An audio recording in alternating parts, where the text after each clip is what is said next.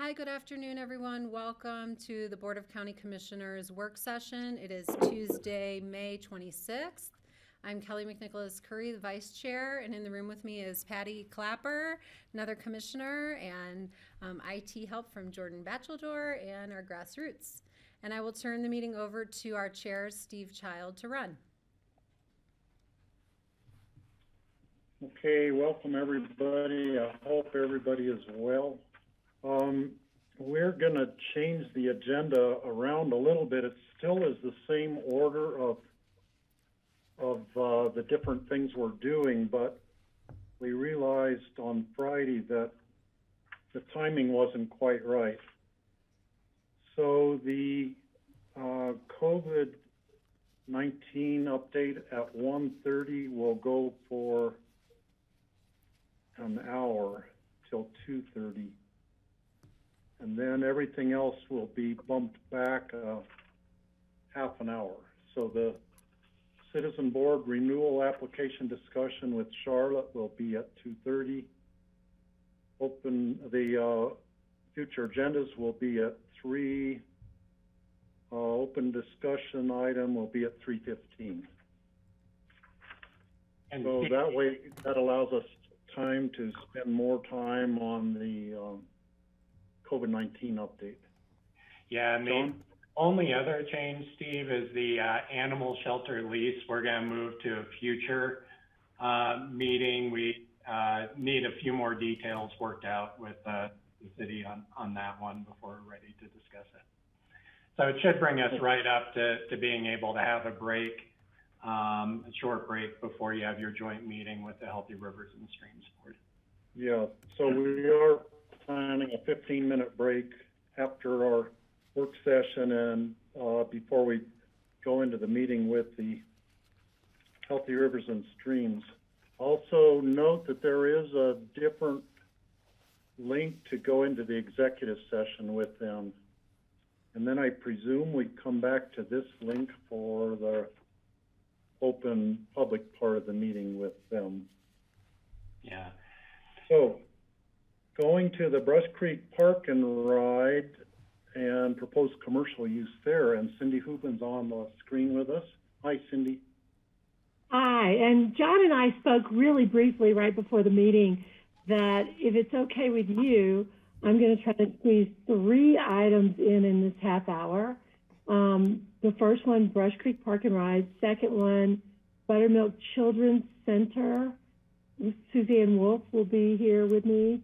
And thirdly, the growth management vision statement for moving forward into the public outreach process. So just very briefly, is Steve, may I proceed in that way with those 3 items? Yeah, Cindy, and you could go in whatever order you want to, I presume. Okay, great. So Brush Creek Park and Ride, we put this on the agenda just because we felt like we needed to get in front of the Board of County Commissioners based on the last BOCC meeting. Unfortunately, I didn't really know where I should jump in the meeting with that conversation about the history and the Pickens County Land Use Code relative to commercial uses outside the urban growth boundary, and then specifically as it relates to the Brush Creek Park and Ride. So there are a number of master plans and land use policies and philosophies that have been guided by the Board of County Commissioners through the years on that property. And I don't know that it's really appropriate to get into all of them right now. We just wanted to get before you and let you know that we'd like to set up a work session. And Ellen was able to find some time on the June 23rd work session. So I think would be just fine with a little bit more in-depth discussion at that point, if that's okay with the Board of County Commissioners. So that was pretty brief, so I can fit in my other items as well. Does that work for the board? Or would you like to have some discussion around this now? Who's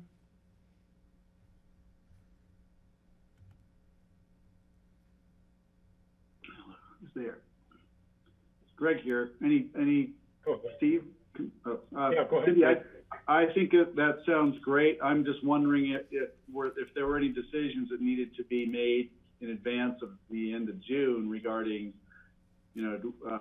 all this seems to me like probationary and temporary uses of the property during the economic recovery from the pandemic. So, something might come up that would be more necessary to be expedient, but it all seems temporary to me. So I guess the thing I want to explore on June 23rd, if not sooner, is just, what can we do on a temporary basis if it seems that we need to try something?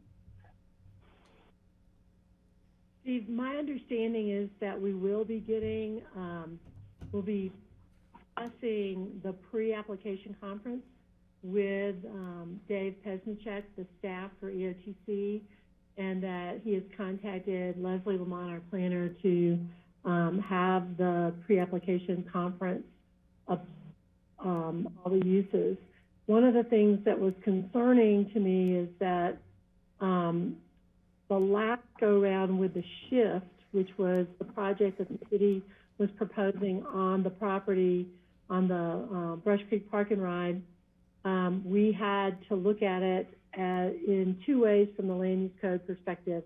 One was location and extent, and secondly, 1041 areas of, around a public transit facility and at a major intersection. And the land use code gives the director the privilege of looking at it as a FONSI or looking at it as a full review. My take on the history and the policies of the Pickens County Land Use Code is that I should not grant a FONSI for a shorter review because I don't feel that there are insignificant implications with the application. So that's my concern, but I think that we will have time to get in this work session before that would come up from the board, unless the board wants to right now override me and say, nope, we need to move forward this summer with everything. And I don't even know that the EOTC staff thinks that it's possible to move forward with the temporary commercial uses this summer, given everything on the COVID side. Thank you. Thanks for that. That's enough. Nothing has come up that's pressing, and until it does, I think we'll just keep going. I'm fine going the way we have been. Okay. Thank you for that. Thank you. And so a lot of the reason the EOTC was considering doing the commercial, the food wagon kind of a thing, was to get more people to pull off the highway and use the Brush Creek Park and Ride. They could get something to eat or a cup of coffee, and while they're waiting for the bus into town and then ride into town. Everything has changed in the whole commute for so many people right now that I don't know that we need a stimulus to get people to ride the bus necessarily. People are avoiding the bus because of COVID concerns, so there's a whole lot more at play right now. But by whenever EOTC could get such a thing, a temporary food wagon thing set up to experiment to see if we could increase ridership. Maybe by then the COVID concerns will have gotten into the background and not be so prominent. So that sounds good to me. Do a bigger work session on it, and we could have David involved in that. Kelly. Yeah, I just want to know, I do appreciate and think that there should be a full vetting of the issues from the county side, but we are partially the EOTC, so the sense of urgency gets partially determined by us as well. And, I felt like there was a sense of urgency from the EOTC with regards to trying to stand up a temporary program fairly quickly. So, I don't want to shortchange the dialogue, but I also just want to tee it up in a fashion that, if the application is moving along and this work session is at the right pace of the process to let an approval be given or denied quickly, then that's what I would like to see.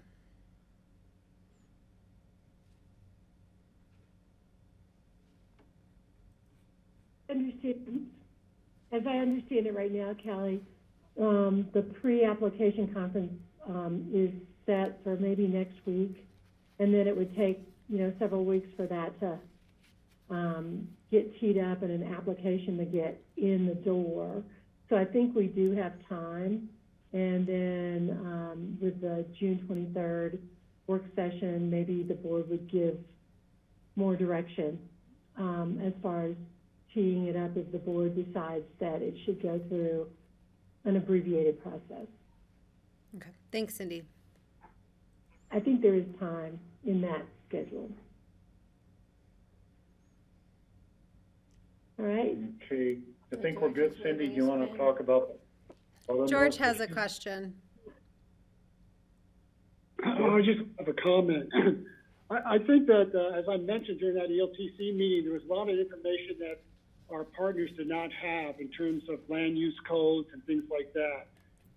So they were going on a totally different premise that we could just sort of shotgun an approach into this. So there has to be more of a discussion. I think a work session is the way to start. We can then pass that information on to the other partners as well.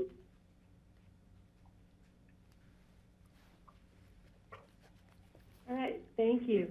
Now, Suzanne, she's here, and she has an issue she'd like to talk with you about concerning the Buttermilk Children's Center. Hi, everybody.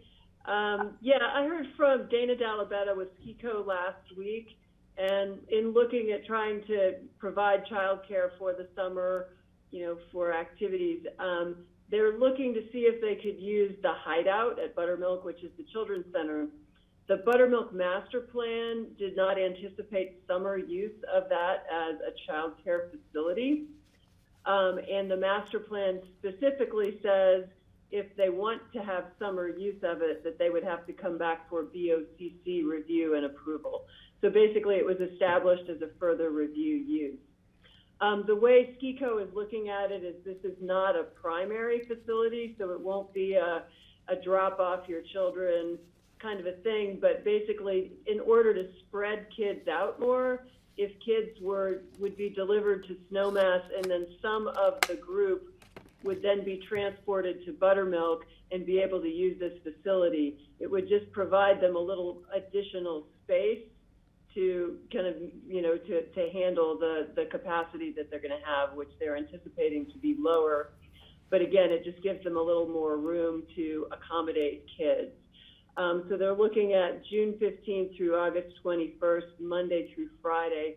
And essentially what I'm looking for from you is if this is something that, if you would give me direction to administratively allow this, I would do an administrative decision allowing it just for this summer, and we could look at what other issues there might be. If we do need to bring it in front of you, this request for basically an amendment to their master plan, it's going to take a little longer, and we wouldn't be able to accommodate that for them to open, start using the facility by June 15th. So essentially, we were just looking to see if get your feelings on that, and if we'd be able to work with them on a staff level to do an administrative review of that.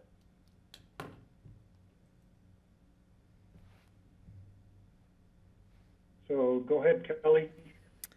Thanks. I think this is an appropriate request given the really difficult constraints for being able to up childcare in summer camp capacity as parents have to go back to work, and just with the real strain on, childhood development, et cetera, from being out of organized activities. I would like to support this request, and, Suzanne, I'm sure I would ask you consider the appropriate buffers around what the management plan said regarding those uses to expand it in an appropriate way for this summer. Steve? Patty? Yeah, I agree with Kelly, and I think we can always state under the nationally declared emergency that this is an appropriate one-time use. I myself would rather, if parents could drive their kids to Buttermilk, than try and put them on a bus, because they'd have to be socially distanced on the bus. If it's not gonna be that many, I don't have a problem with the parents dropping them off there. But I definitely think that we should give them the opportunity to utilize this facility that's sitting empty for the summer when we are in such dire need of childcare facilities now.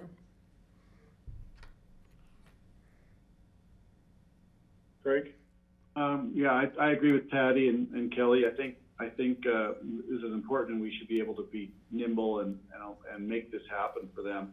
I was just pointing out that it looks like if they have to spread them out, their staffing costs are going to go up, and their management of utility and maintenance of facilities costs go up, and I guess that's to be expected. But I think it's a necessary service, and I would support it.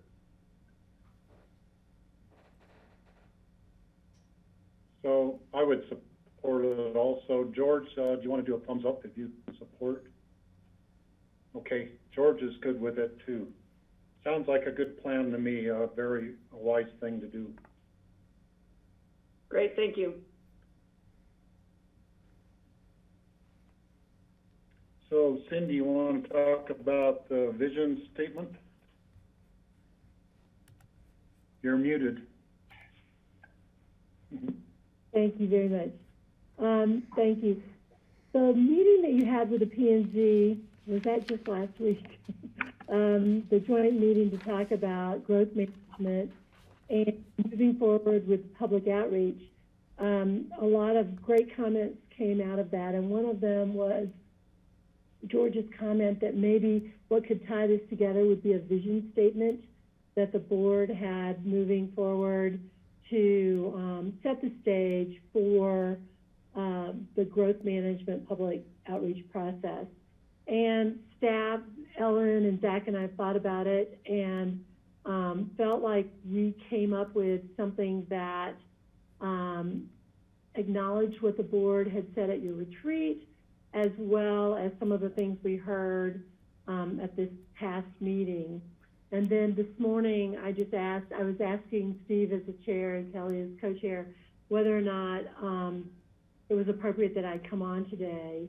And I got a comment back from Steve with a little bit of a revision to what I had sent out. So my request right now is to see whether or not the board could sign off on a vision statement moving forward that we could use for the public process. I don't think it has to be perfect, but it just needs to be something that allows the public to understand the board's direction. So with that, I'll read you what has come up. The vision statement would be to create an equitable, sustainable, and resilient quality of life, economy, and environment for the future, thus utilizing growth management and the land use code to achieve the climate action plan. It's simple and straightforward, and wondering if the board could find themselves signing off on that today, just to allow us to move forward with that as a way to engage the public along with the matrix that you saw at our last meeting. I think it would go a long way.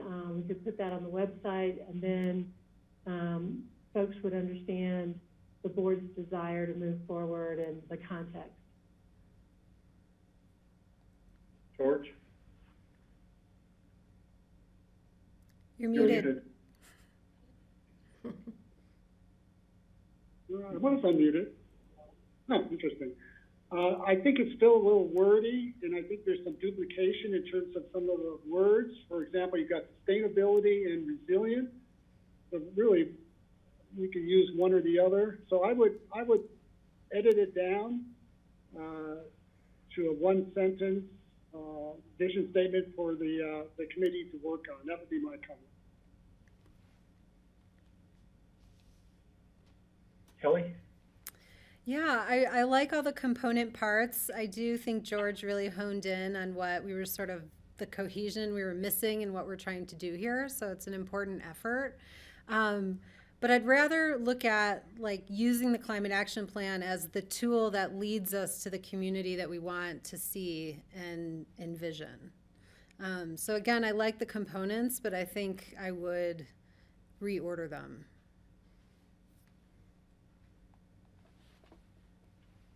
Patty? Yeah, I agree that something shorter and sweeter.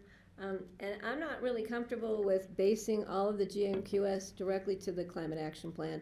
I think there's more. I think it's, for me, I mean, we've been talking about GMQS way before the climate action plan. So I don't want to mislead the community that we're doing this just for climate.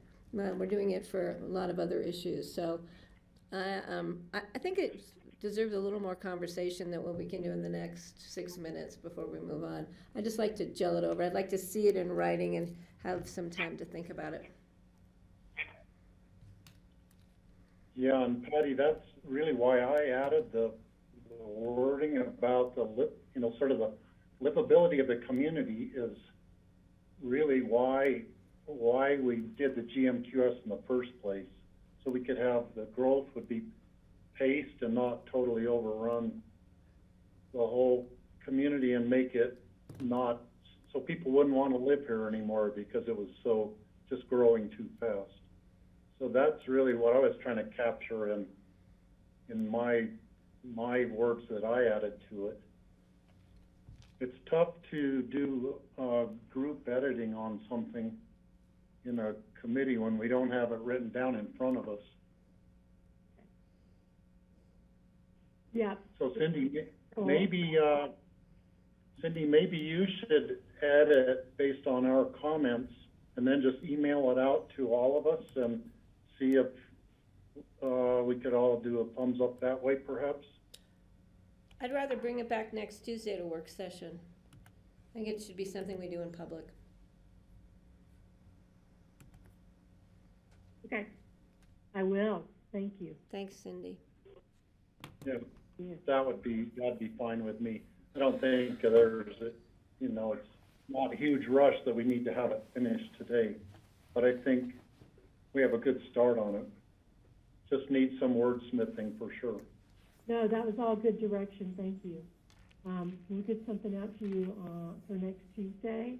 And look, we're out. I got you out 5 minutes early. So John could start. But thank you all. Thanks, Have a Cindy. great Thank you, day. Cindy. You too.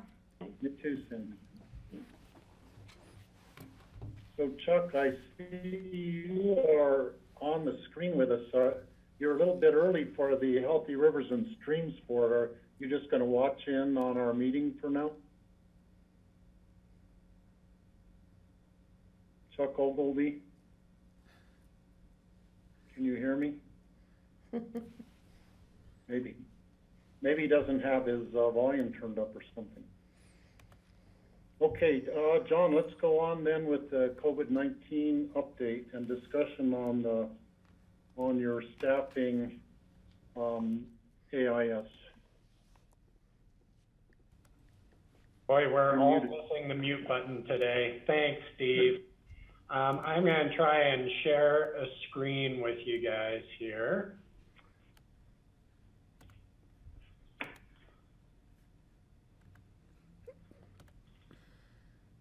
Are you seeing my screen now?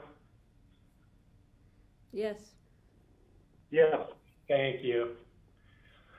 All right, so Steve, like you said, today's main objective is to return back to the staffing request that we discussed on May 5th. The board had asked for some homework to be done on those, which we've done. So we have a new proposal for you. Before getting into that, I know the board is aware of this already, but just for public that might be watching, wanted to talk a little bit about what happened over the weekend, which is the Colorado Department of Public Health and Environment granted Pickens County a variance to the governor's Safer at Home executive order. We applied for the variance to be able to follow Pickens County's roadmap to reopening based on what our local data and about the spread of the virus and the impacts of COVID-19 on our local community.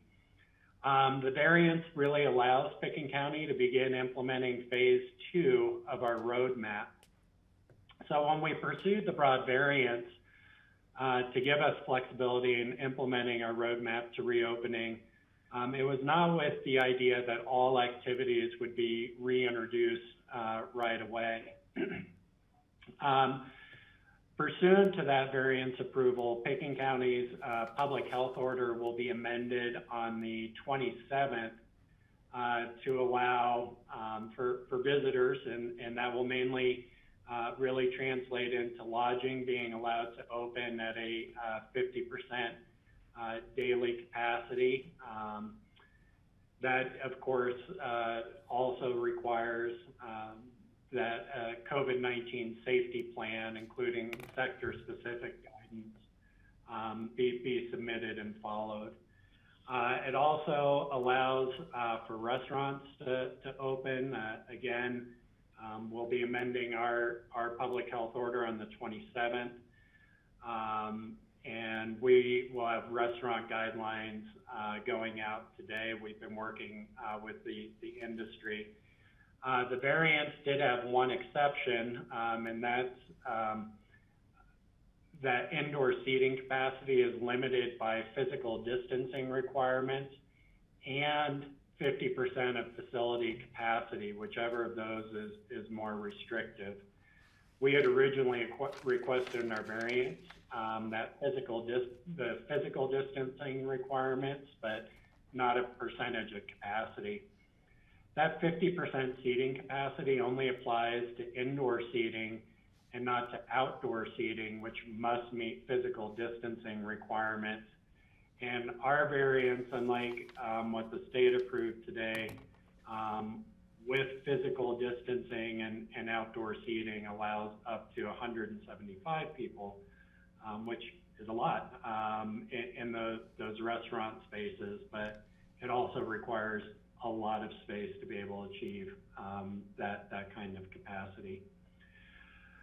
The other is group and event size limitations. A maximum group or event size of 50 was approved with a safety plan. Gatherings over 10 people will only be allowed with a county or municipally approved event permit. And that will also require a COVID safety plan to ensure both hygiene facilities are available as well as physical distancing. Informal gatherings will remain limited to the state Safer at Home order.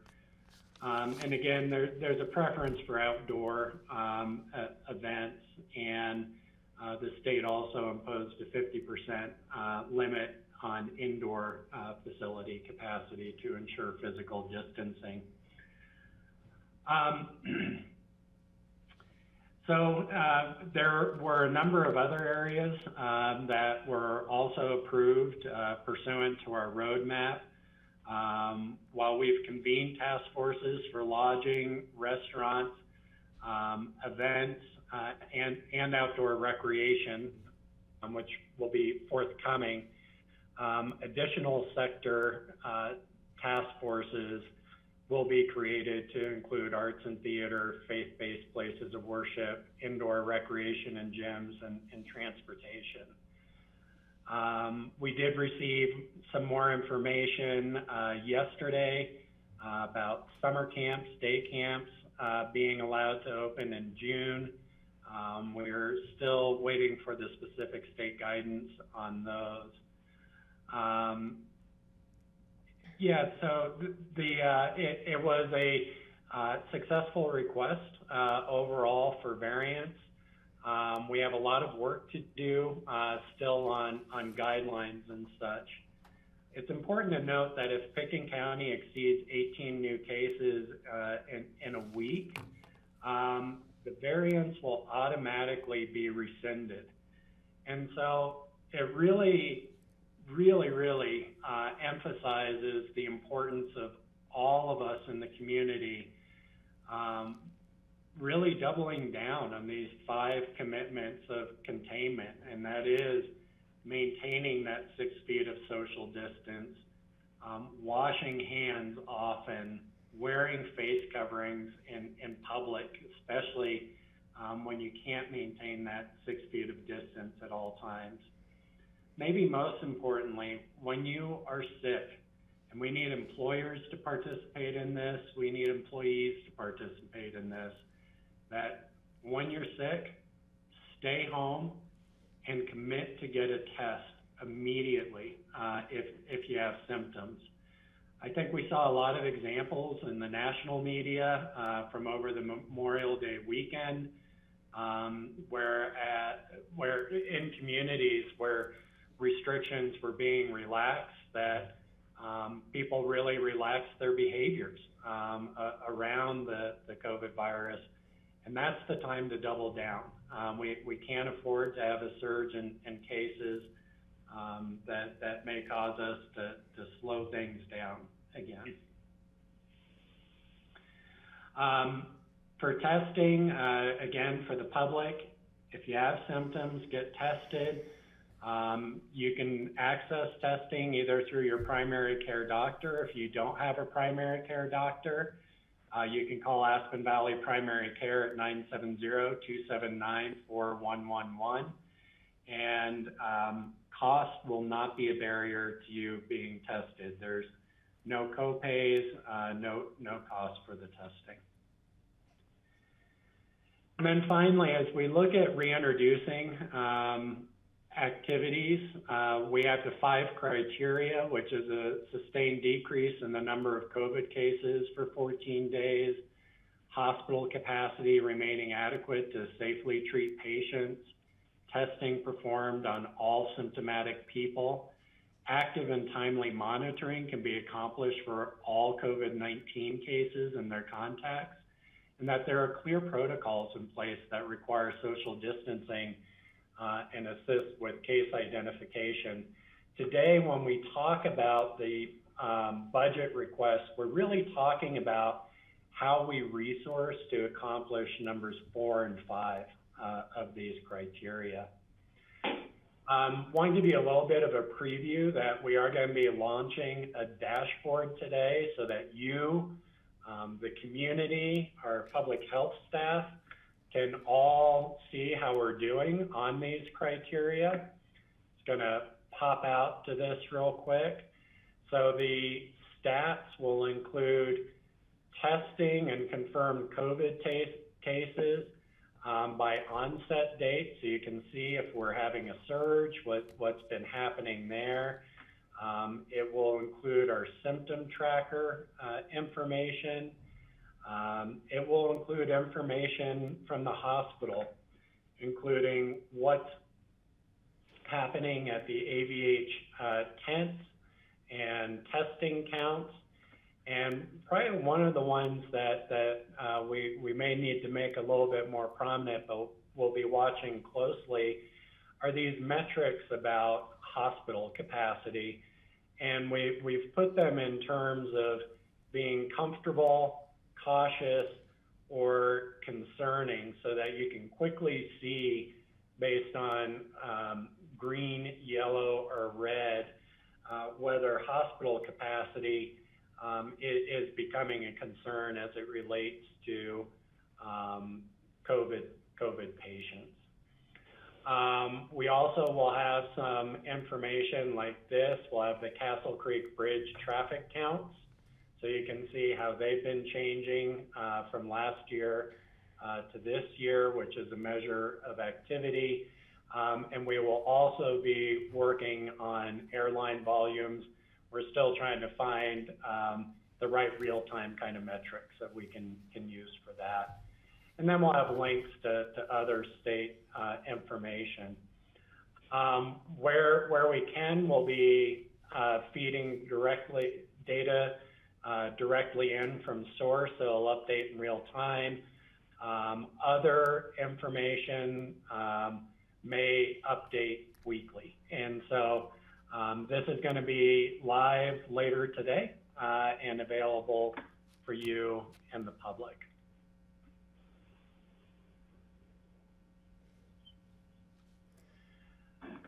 Well, George, go ahead, and then we'll do Kelly after George.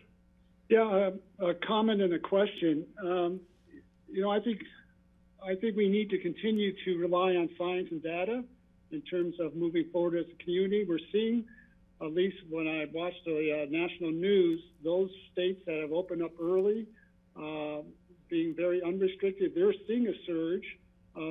There's at least one state, I forget which one, is already seeing hospital beds being overcapacitated, where the demand has exceeded the supply. So we're seeing that across the country as some states are becoming much more lenient than others. So I think that's really important for us to remember.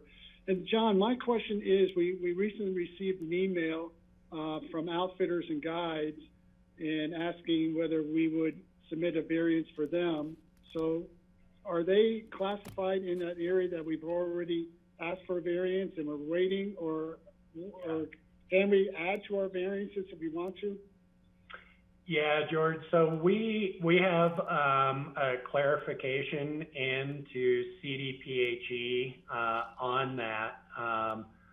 We had originally intended that outfitters would fall under the non-critical business exemption, and so we have been working on guidelines for those.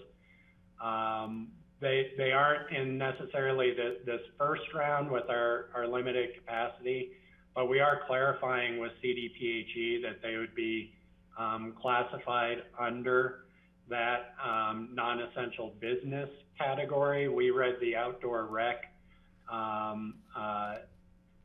requirements as being for those non-permitted activities without a COVID safety plan. If CDPHE is seeing that differently, we'll have to amend our variance request for that.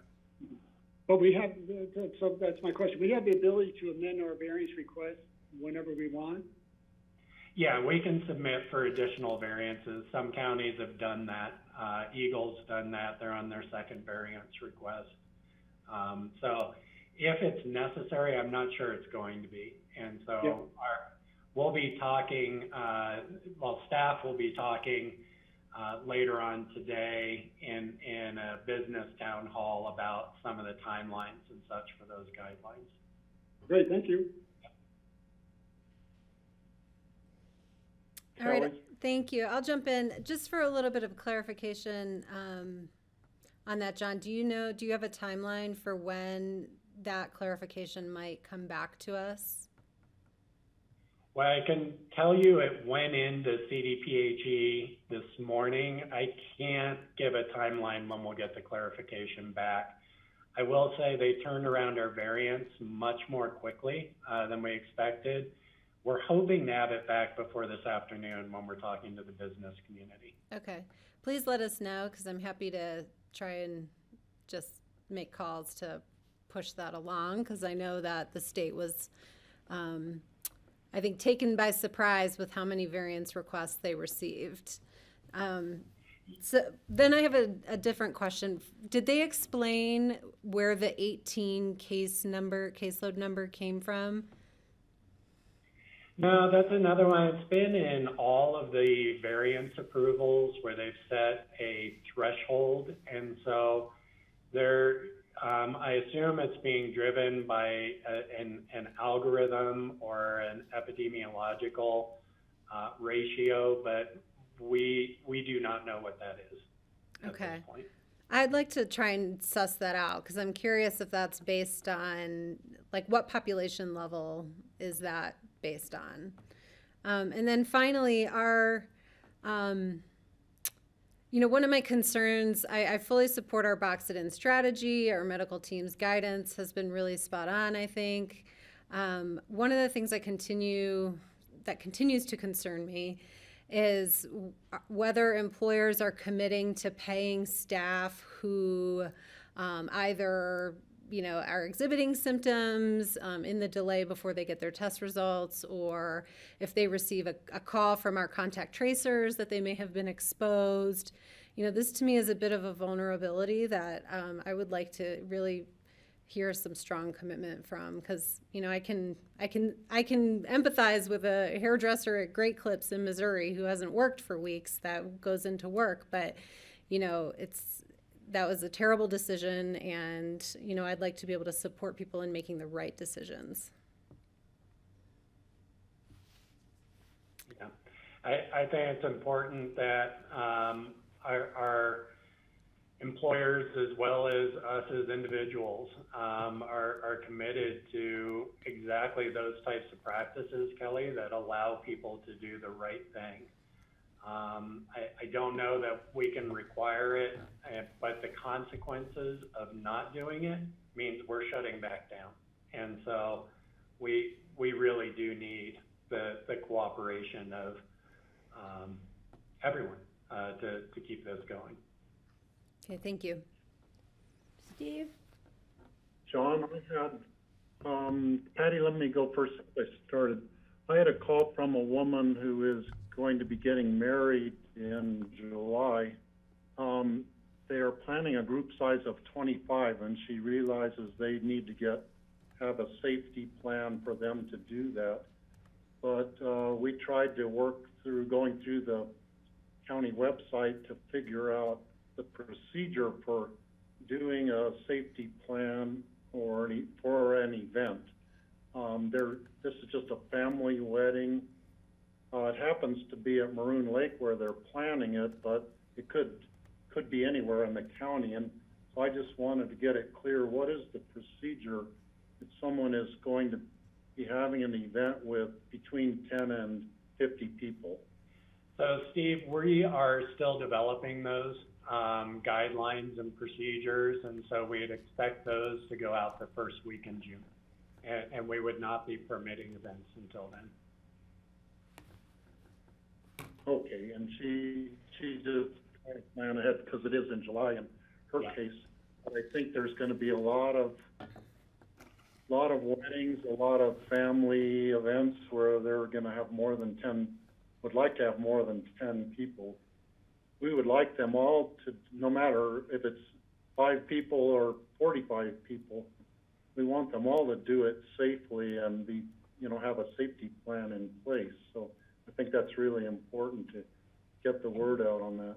And I think you're starting, that's kind of the tip of the iceberg in terms of what we can expect in terms of resource demands. Right now, we still need to build our capacity, our staff capacity, to be able to really deal with all of these questions.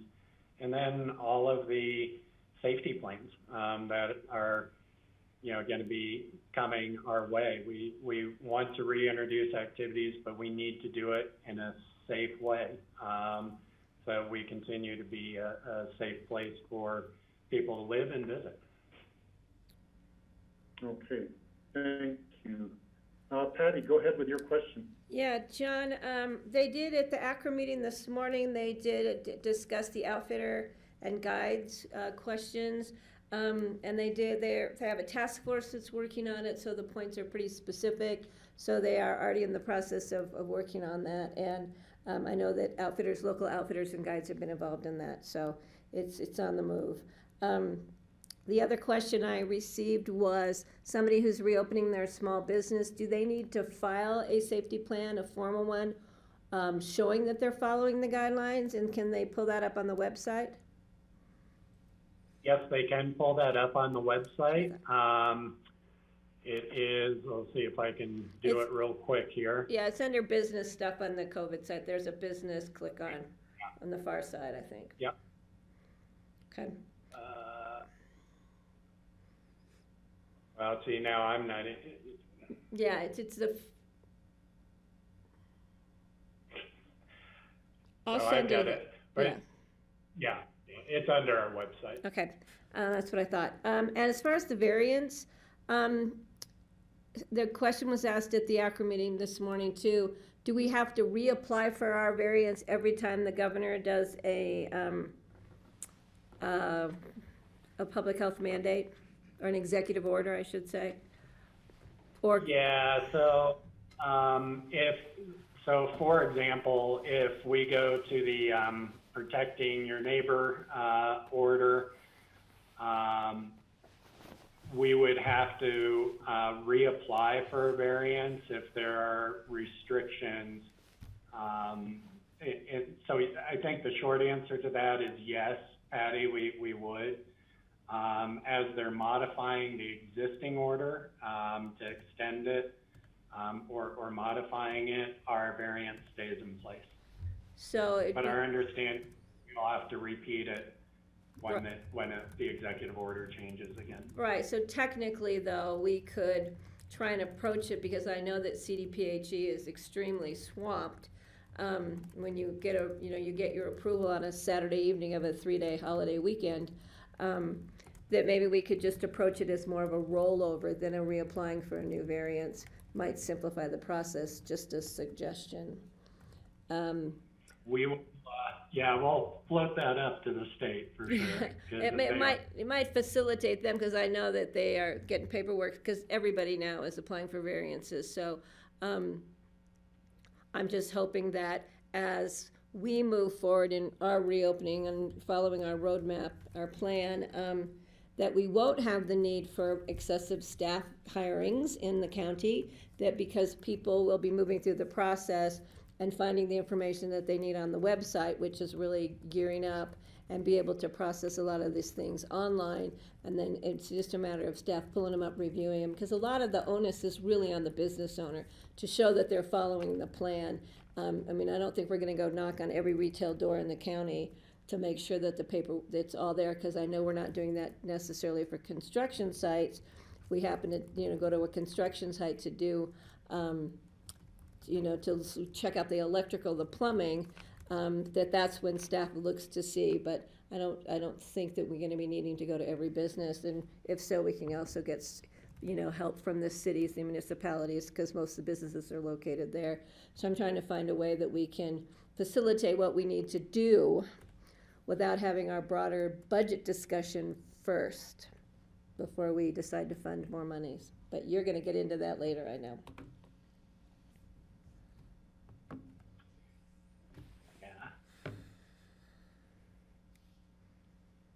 Greg? Yeah, I don't know, maybe John was about to get to more of this regarding the essential actions. Just regarding the tracker, I think the tracker is great. It communicates well, it's clear, and I'm looking forward to spending more time looking at it.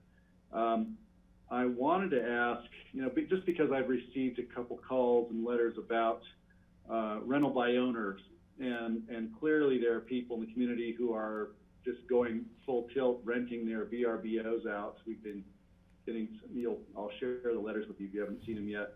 And I don't think we have any enforcement. And I believe that the people who noticed it and complained about it, the first person they called was the sheriff, and the sheriff kind of deferred it to the Board of Health or the health department, and nothing ever came of it. And so I'd love to know if on our tracker, we could include some other metrics.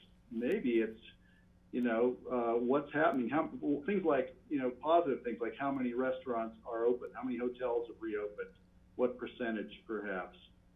Just suggestions so people can see that our economic activity, where it is and what it's doing.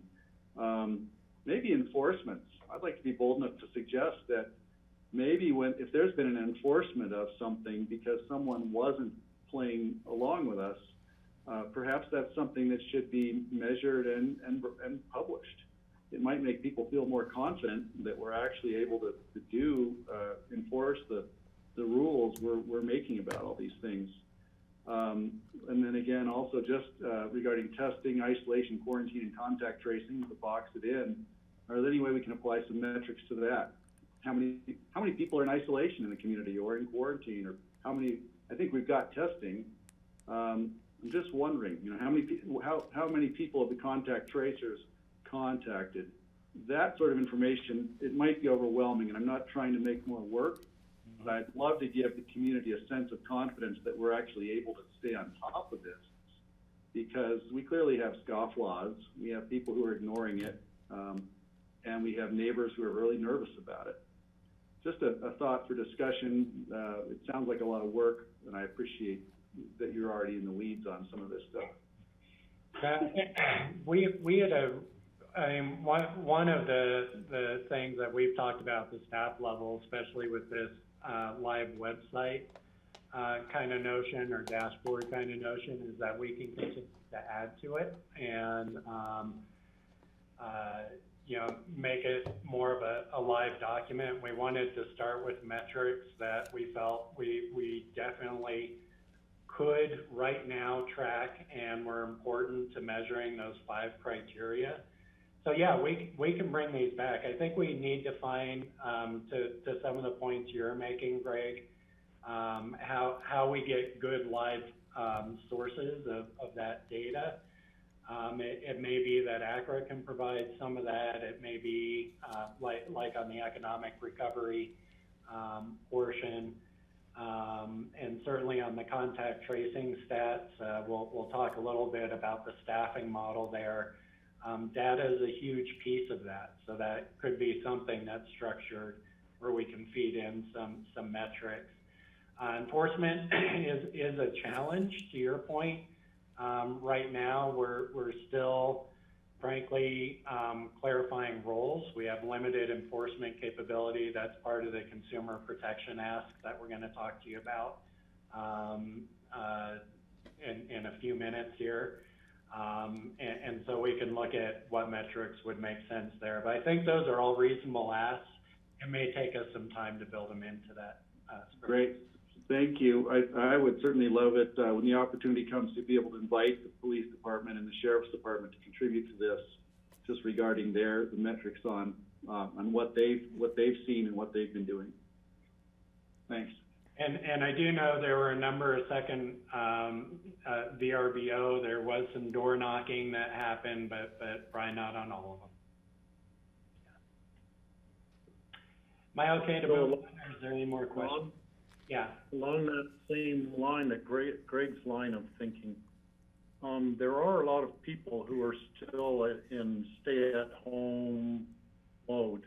People over 65, people with underlying health symptoms, people in the assisted living facility, and so on. And I think it would be interesting to get an approximate number of how many people are affected by that, and also include that as one of the statistics on our daily report. It's a number that wouldn't change. It would just be a stable number, but just to help people in the community realize there are a lot of people basically stuck at home who go out very seldom, only for essential grocery trips or whatever, and a lot of them are feeling very vulnerable if they have to go out in public at all. While you're on the topic, Steve, that's the sort of thing a volunteer tracker, because my family has been staying home a lot. We're underneath the age limit, or at least the stay-at-home, safer-at-home limit. But just our own activity has been reduced, and we're not going out as much as we were. Maybe there's a community metric on that, just so anybody coming into the community realizes that a lot of us are really reducing activity voluntarily, maybe just to set an example or to give us a sense of where we are as a community. We do have some of that data in our emotional tracker about the ease of social distancing and that sort of thing that may give some insight into that. All right, well, going into the ask for additional staffing, there's really 2 components that we need to build during the pandemic. The first is the case investigation, contact tracing. what we've been looking at, we haven't really dealt with a pandemic like this in over 100 years. So data has evolved. We've been looking at the study from Johns Hopkins University, which was informed by the National Association of Local Public Health Officials, that really looked at what kind of ratios or how should you gear up for staffing for the case investigation and contact tracing. And their conclusion was that during the pandemic, the nation, localities should be targeting 30 case investigators, contact tracers per 100,000 in population. And then to support those case investigators, contact tracers, you do need some epidemiological support and expertise, subject matter expert.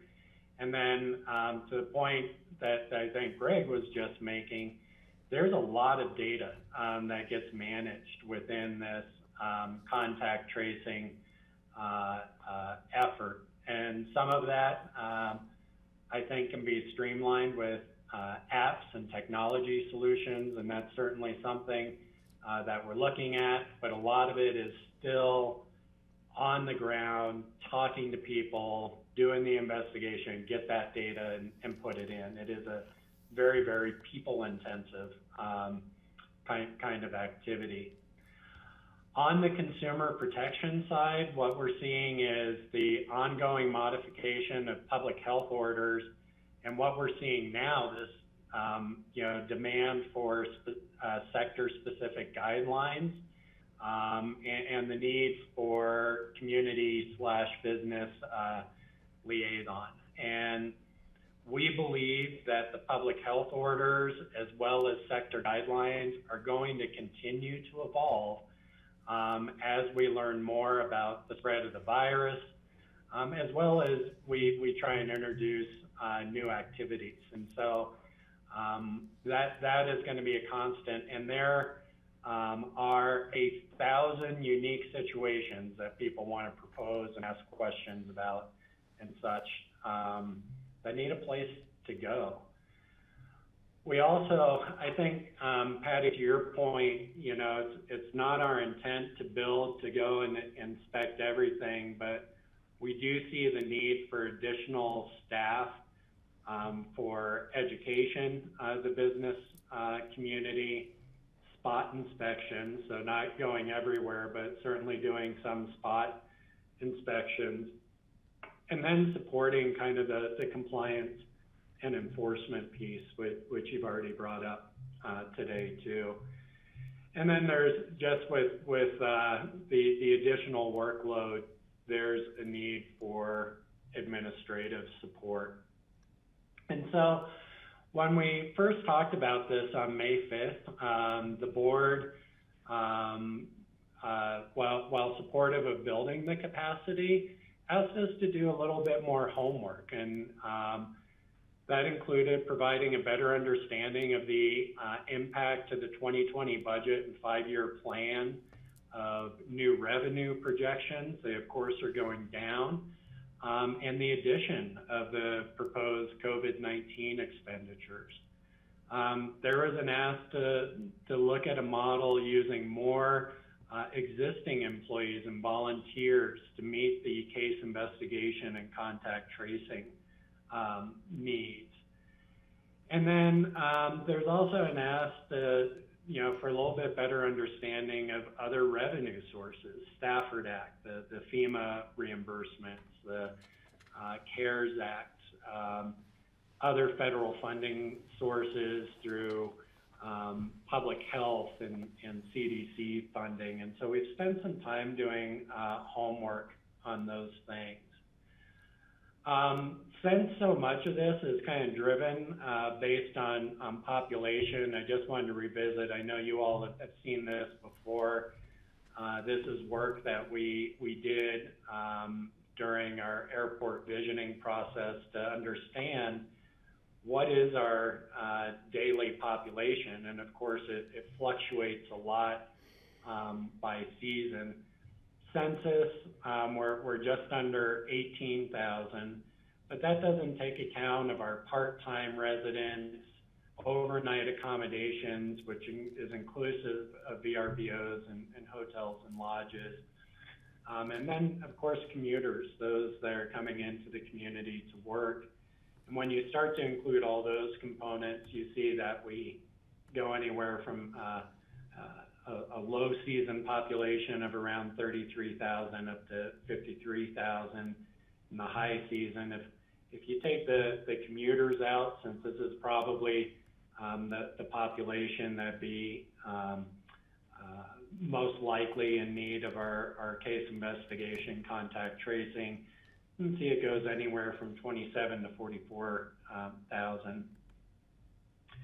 We are targeting capacity that can flex to serve a population up to 39 or 40,000, which would allow a safer reintroduction of economic activities, but ensures that we have the capacity should we start to see an increase in positive cases.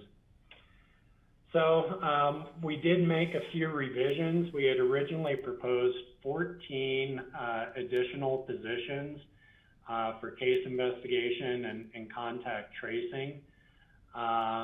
We have been training existing employees, volunteers from other organizations, including City of Aspen and Snowmass Village, and we now have trained 17 case investigators. These aren't people that are available full-time. They're not necessarily available immediately. But we do believe that it provides a pool for surge capacity. And so we've revised down to 8 positions for an 18-month period. That includes 2 case investigation contact trace supervisors, 4 case investigators, contact tracers. That is adequate to serve a population of roughly about 20,000. We believe that with the 17 trained, and we are going to continue to try and build that pool for surge capacity, that we can rely on the pool for an additional 6 at any given time, which gets us up to that roughly 40,000 population number at 30 contact tracers per 100,000 in population. We still see the need to have extra subject matter expertise, epidemiological support, and a data manager to support these teams and to support analysis of, are we seeing an outbreak? What do we need to do with directed testing, those sorts of things. We're also assuming that there are a number of technology solutions being proposed out there right now. I know, Greg, you've seen a number of those come across your email and have shared them with us, as well as others.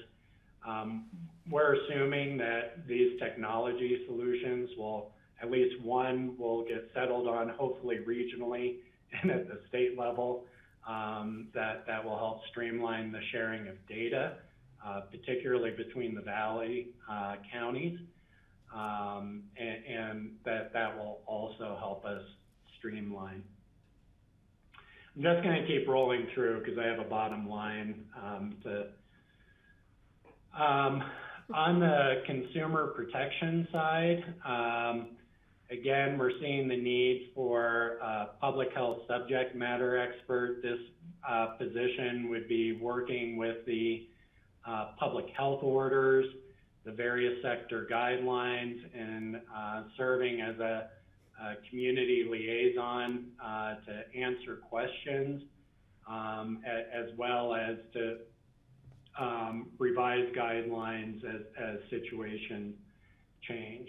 2 consumer protection specialists, they're a little bit like our food inspection model, where their job is to play a role both in educating, to make sure businesses have the tools, that our community has the tools it needs to continue to protect us from the spread of COVID, but also to do some spot inspections and correction as necessary. Right now, our consumer protection specialists are really split between doing contact tracing, off-site wastewater treatment, as well as restaurant inspections. And so this would be additional capacity to really deal with some of the enforcement and oversight issues related to COVID-19.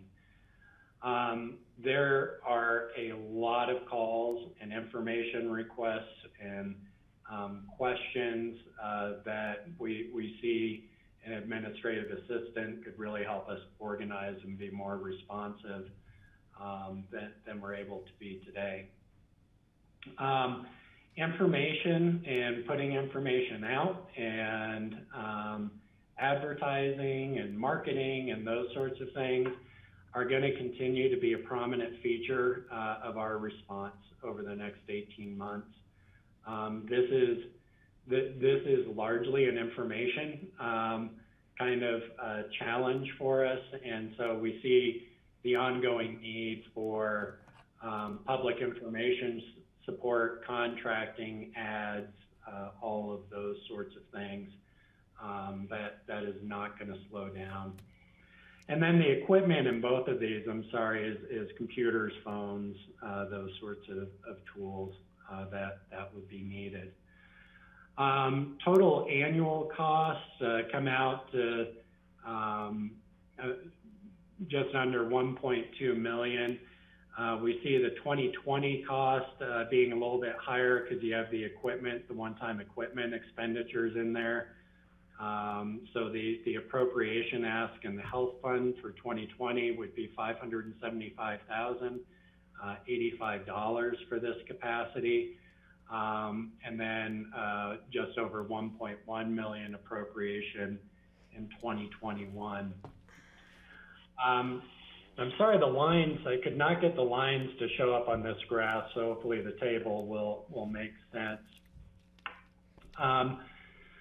Before we go into questions, I just want to go over some of the revenue pieces and expenditure pieces and how they play with fund balance.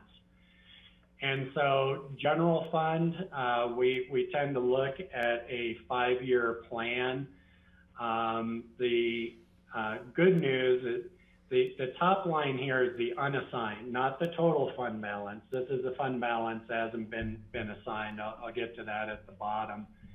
But it's a good place to track, that totally discretionary fund balance for the board. This is what we projected in the 2020 budget and 5-year plan. The good news is we had a positive budget variance of just over 3.8 million. We've used some of that for Tabor and operating reserves. I'll show that on the bottom. Whoops, sorry. But the big hits are in our revenues, particularly sales tax. We are anticipating that sales tax will take 3 years to recover. Really, we won't be recovering our revenues until 4 years out. Property taxes, we have so much in temporary mill levy credits. We do not see that revenue will drop. Sales tax is a really, really significant hit, as you can see. We're seeing some decreases in other revenue sources. We are, however, starting to see that some federal sources of funding and reimbursement will come back to us. We're seeing CARES Act funding that we believe will range between $800,000 and $900,000 over the next 2 years. We believe there will be some limited Stafford Act funding. We're estimating in the general fund that will be $250,000. We think that reimbursement is going to come late because there are just so many communities that are going to be seeking it, and so we're projecting that not to be received until 2022. And then we're seeing other federal sources starting to develop around particularly contact tracing and such through CDC and federal departments of public health and environment. And so the net revenue changes by year, you can see on the bottom line here. In terms of expenditure changes, staff has been working to cut costs in 2020. This includes freezing positions. It includes delay of projects. It includes canceling some replacements. So you see a 525. It's a very specific number. Connie, you can tell Connie came up with this one. But we also have the budget carry forwards that have been approved. We already approved this $850,000 in our first emergency appropriations. We're anticipating another $1 million transfer to public health, and I'll show you public health fund next, in 2021.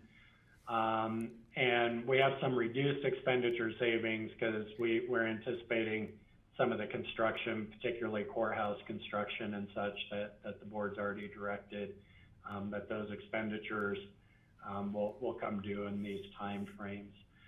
So you can see the subtotal of expenditure changes over the 5-year plan. Our revised unassigned general fund balance goes from 2.3 million to 1 million. And this is the fund balance over and above the Tabor reserves, the restricted fund balance, and the 16.7% that we try and keep in as healthy. Our estimated ending general fund balance with all of these fund balances included, we're projecting going from 10.3 million in 2020 to just over 9 million in 2024. You can see on an operating basis, the drop in 2024 is because of capital expenditures that are anticipated in that year one time. Our operating stays balanced. Does that make sense? I know I'm going through a lot of numbers with you guys. On the health fund, we are going to be anticipating using health fund balance as well as the transfers that we talked about. You can see in our original 5-year plan, we had between a $400,000 and almost $600,000 fund balance anticipated in public health. We are seeing that the tobacco tax revenues are not coming in as projected. This, of course, is the first year we're collecting them, but we decided to readjust them for the whole of the 5-year plan, anticipating that one, sales will remain low, and we still anticipate that tobacco usage is going to go down. So we reduced those revenue estimates for the 5-year plan. There is another bucket of funding. So the CARES Act distribution, there are 2 buckets for local governments. One is a $275 million bucket that will be split between counties, municipalities, and special districts. There is another bucket that's going for emergency response for COVID, and a portion of that is going to be distributed to local public health agencies for emergency response. We haven't been given the specific formula that will be distributed on. We've made estimates based on a per capita kind of allocation. I think it worked out to something like $18 something per person. I need to go back and look at that. We also see that there will be eligible expenses for Stafford Act reimbursement. Again, we're not counting on a whole lot of FEMA reimbursement total. And then you see the transfers from the general fund that we're anticipating. The $350,000, the board has already approved. We'd have $1 million in 2021. As far as the additional expenditures, the $350,000, the response personnel has been kind of contract personnel or paying partners personnel. We've also had a number of materials, whether it be PPE or the materials to support the incident response. The funding for the additional staff, as I laid out for the contact tracing as well as the consumer protection are included here. You can see we have really tight fund balances for 2020 and 2021, but they're manageable.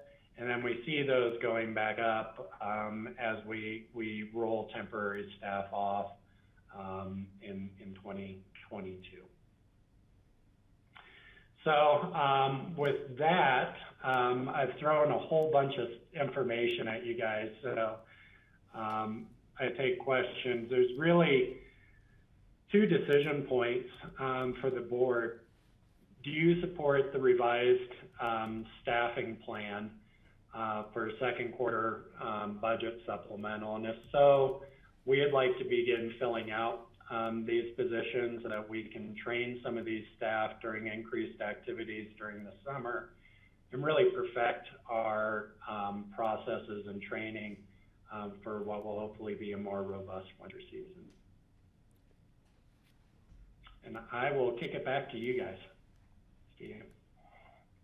Okay, and we have 10 minutes left before we're scheduled to move on to the next, so keep time in mind here. Kelly? Thanks. Yeah, I have kind of some, I think, overarching questions about some of this.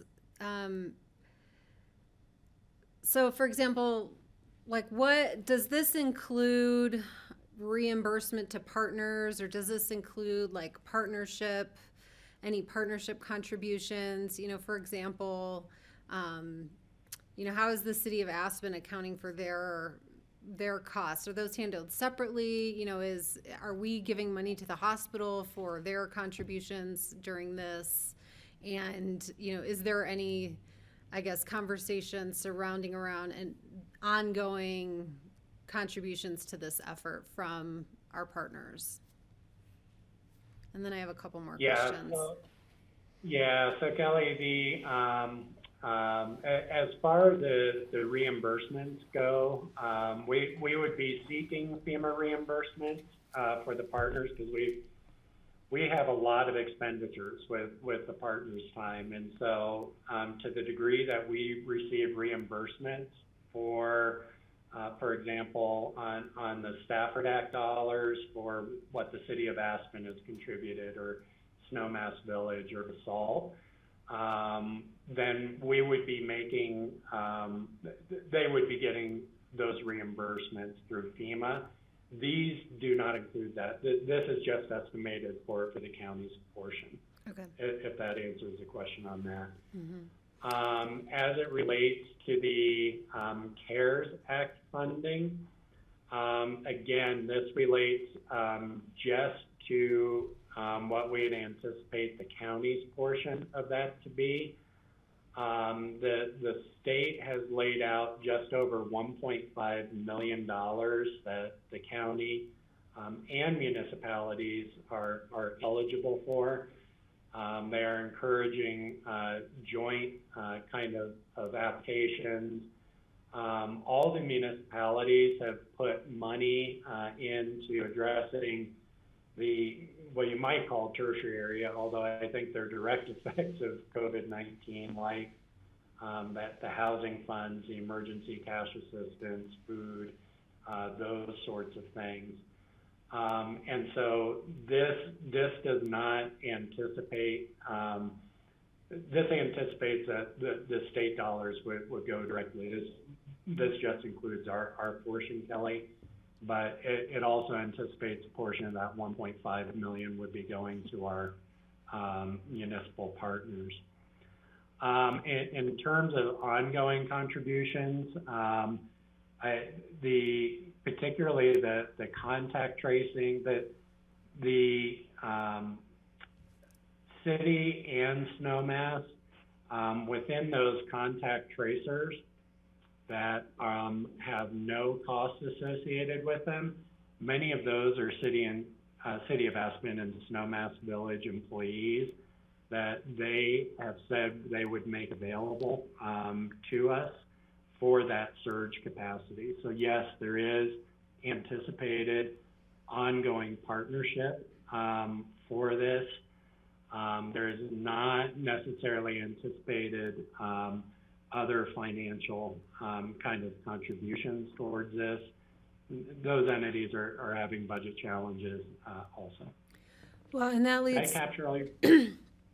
You did. That leads to sort of my second, I guess, concern and question is, I appreciate the shaving of the, and the alternate approaches to getting to the numbers that we need to address a surge capacity at an elevated population.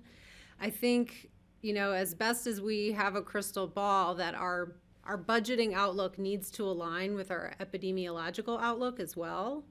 And I'm not sure this does that. So I know we need to get to our staffing need for the epidemiology, but what does our budget look like if we hit another surge? Are we looking at that? Are we including, even additional reductions in 2021 in our budget due to any reductions related to COVID outbreaks? Yeah, we still have, we're anticipating that we will be successful at a little bit higher level of activity, but you can see, Kelly, 2021, I think sales tax is probably the most elastic of those revenues.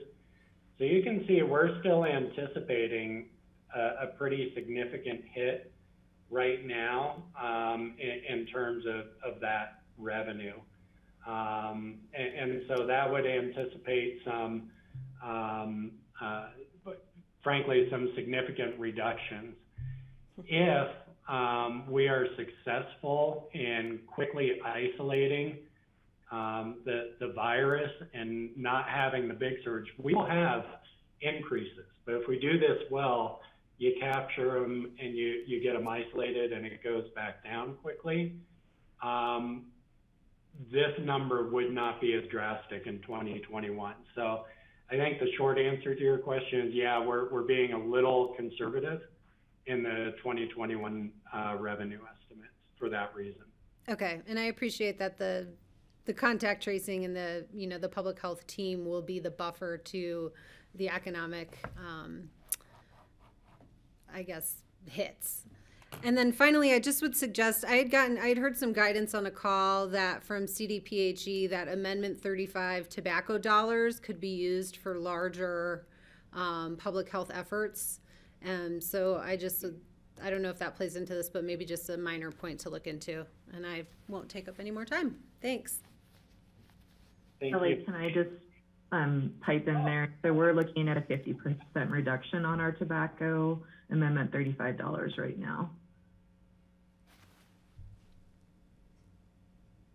And so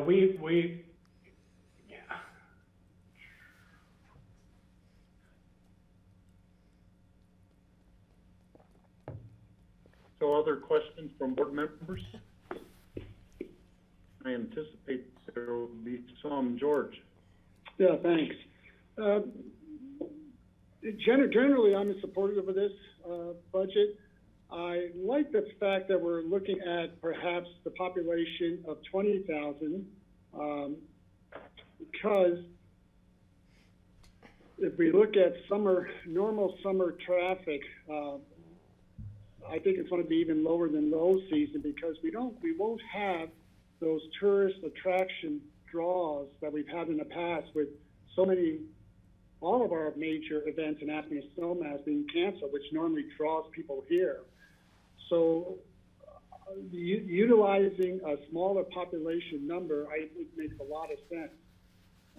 Even going into the winter, it's going to be really interesting to see with A Basin opening as a model, how they may be able to accommodate fewer people and what that may mean to their overall revenue source. That may be an interesting model for ski companies to look at. My question is, though, we're still projecting an 18-month budget, and so when we bring people on a contractual basis, are we contracting them for a full 18 months, or for any reason that we see that after 12 months or 14 months, vaccines have come into place, and we may not need to utilize all those people down the road? Yeah, so George, we always have kind of an annual appropriation clause in those agreements because of TABOR requirements, and so we will have flexibility. I think right now our bigger concern is whether it's going to be 24 months versus 18 months, and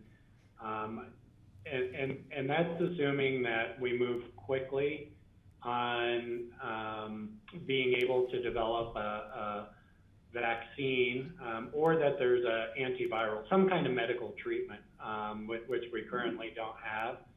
But even once that is figured out, you have to scale it at a worldwide level, and I think that is going to take quite a bit of time to do, even once there's a successful vaccine or treatment approved. And so the scalability itself will take quite a bit of time. And so 18 months, I think, is probably really realistic. And I think my concern is it going to be long enough versus whether it's going to be too long?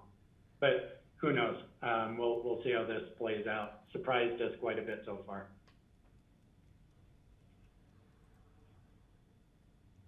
The other thing, I have a question, John.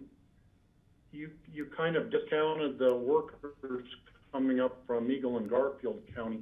Undoubtedly, some of them are going to need contact tracing. Will Eagle and Garfield County have a comparable contact tracing system set up there that we would pass off residents from there who had contact on a job site in Aspen, for instance? Yeah, or would we have the one to follow up on that? It will be a cooperative effort, and so it becomes the responsibility of the county in which the individual is a resident. And that's the reason that it did the calculation that way. Eagle County definitely has capacity. I know Karen has to hop off here, but Karen, do you have a sense of both Garfield and Eagle County's contact tracing capabilities? Yeah, I know that when Eagle had, I think, 20 positive cases a day, they had a team with CDPHE's staff of 20 people, not all full-time, but able to do that contact tracing when they had the surge there. So I think they're pretty well suited to be able to do that. Garfield just has a bigger department in general. They have, over 35 staff members and have a pretty robust nursing team that can do contact tracing. I don't know if their capability is as robust as Eagle's, but they started with more, I guess.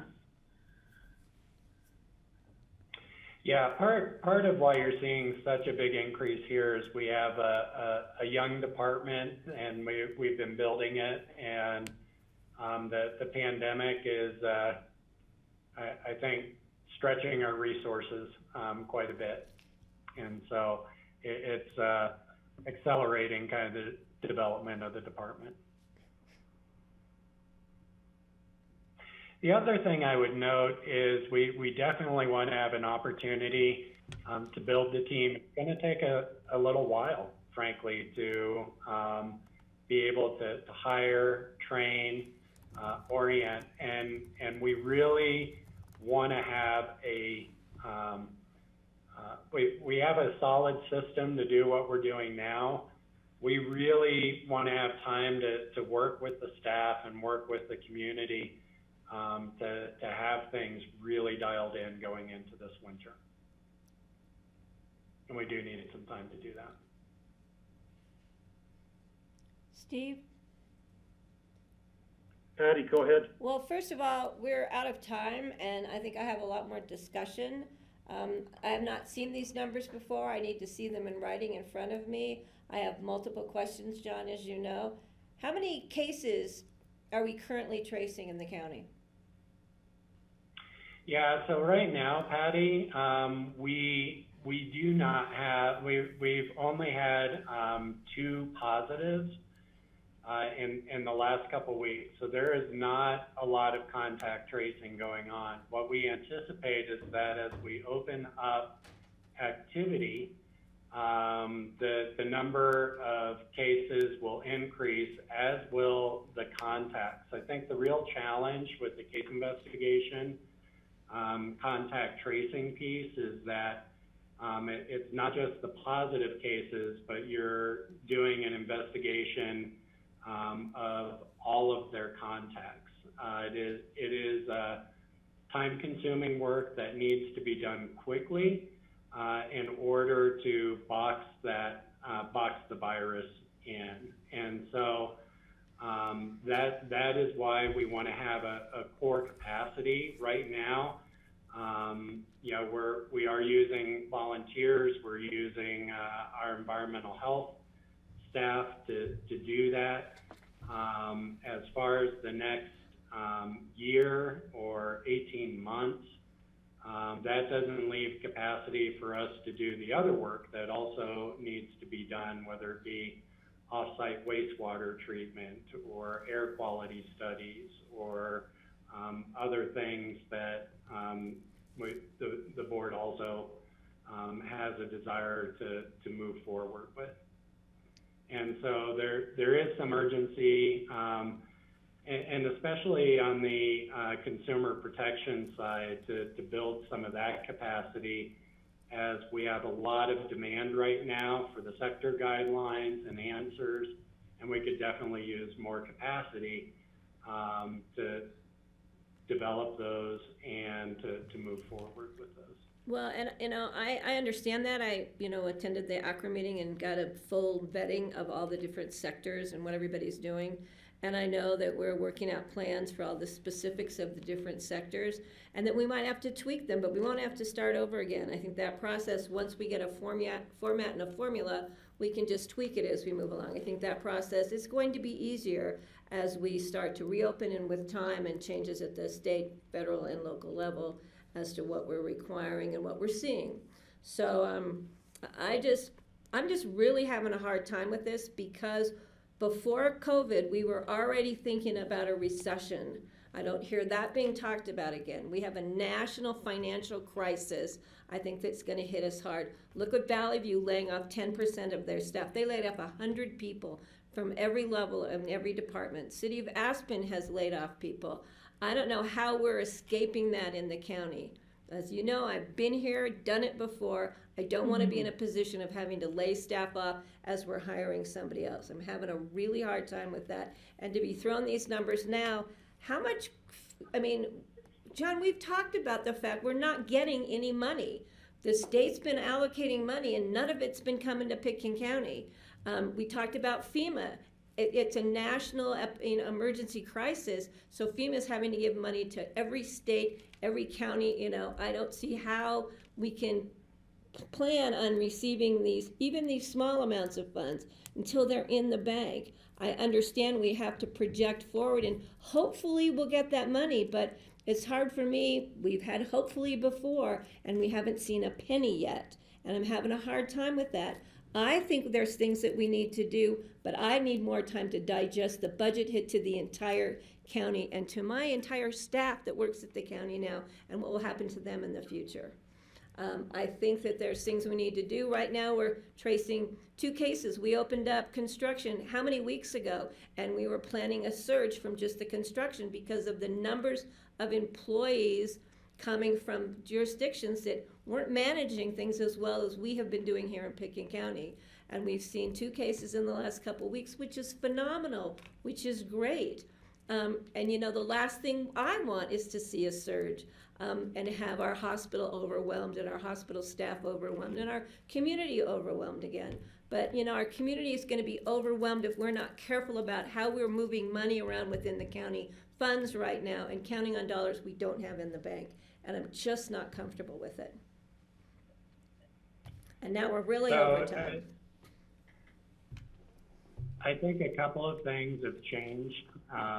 Since we talked on May 5th, the governor did sign an executive order to distribute CARES Act dollars, and particularly to the 59 counties that did not receive direct distribution, and they have set aside money on a per capita basis. So that's where the $1.5 million number comes from. In addition, there has been an allocation that will go to local public health agencies as part of that executive order, which also was not anticipated when we spoke on May 5th.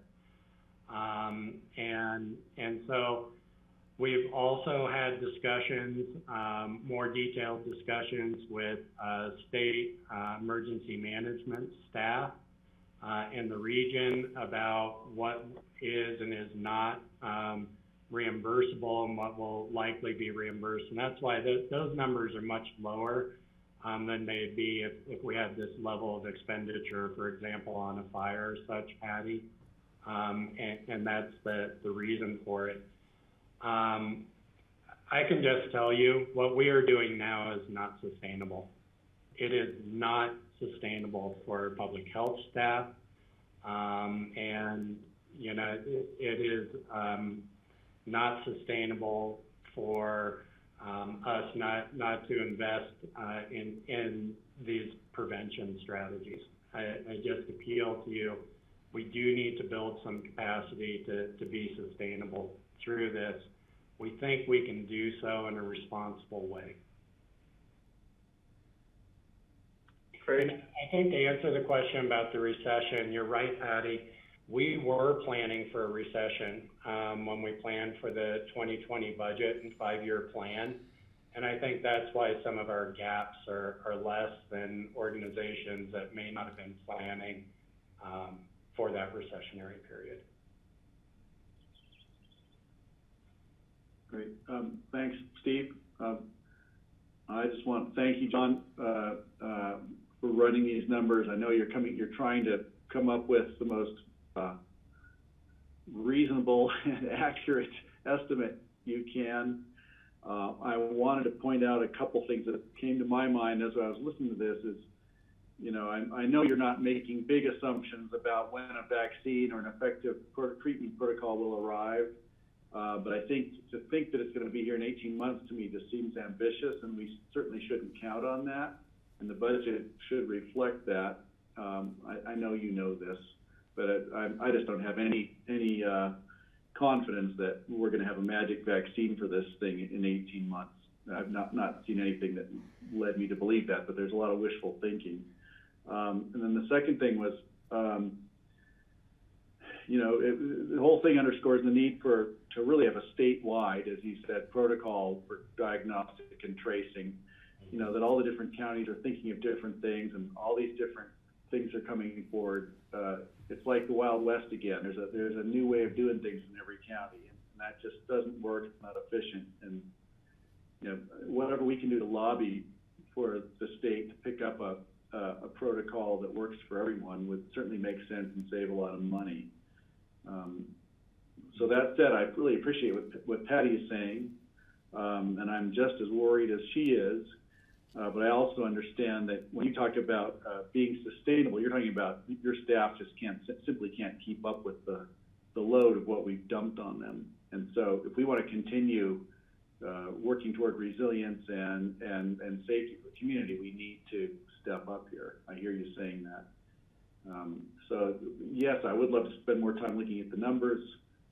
I would probably vote in favor of giving you a thumbs up to keep moving, but of course it's going to have to come back to us, and we're going to have to dig in deeper for what that's worth. Okay, and I would be there too. I see that we absolutely have to set up the system for contact tracing, because there will be a second surge here. The worst thing would be that if we did not have the contact tracing system in place, and we have a surge and then have to shut down the economy again. That would be far worse than being prepared for a rise in the number of cases that we can keep a handle on and box them in. As much as possible, I know that we've tapped into county employees from other departments who are, maybe their workload has been different, and as much as we can use them, I know some of them would be used for the surge capacity, but we might have to fall back on county employees to fill some of these permanent positions and just cut back our capacity on doing some of the other things that the county does, just if the budget constraint gets too bad. I would certainly try to do that before just out and out having a reduction in force for sending people down the road. Let's put them to work where we need them in the contact tracing. So I would be in favor of, this proposal that you've laid out. And also, I don't know, Patty, did you see John's email? He had all these charts and everything in an email he sent out yesterday afternoon. So we do have the numbers. It just wasn't in our regular packet. I didn't see that. But, it's around, I think. Yeah, it's just difficult to get this and this is a big decision we're making here. And I know time is of the essence, but it's not that I don't know anything about medicine and viruses and healthcare. I do, and I also know about the fact that our public health department has been overwhelmed since the day they opened their doors. We didn't have enough staff. We talked about that at the Board of Health retreat, how we already needed 13 more people in that department. But I'm just concerned that we can't be guaranteed federal monies until they're in the bank, and we can't be. The sales tax revenue we know is going to drop. We don't know what other impacts. We're looking at drops in our revenues for permitting, for community development and everything else. But there's just so much we have going on right now. Where are we going to house all these new employees? We're not going to build another building. We just built a building to fit the needs of the employees we have now.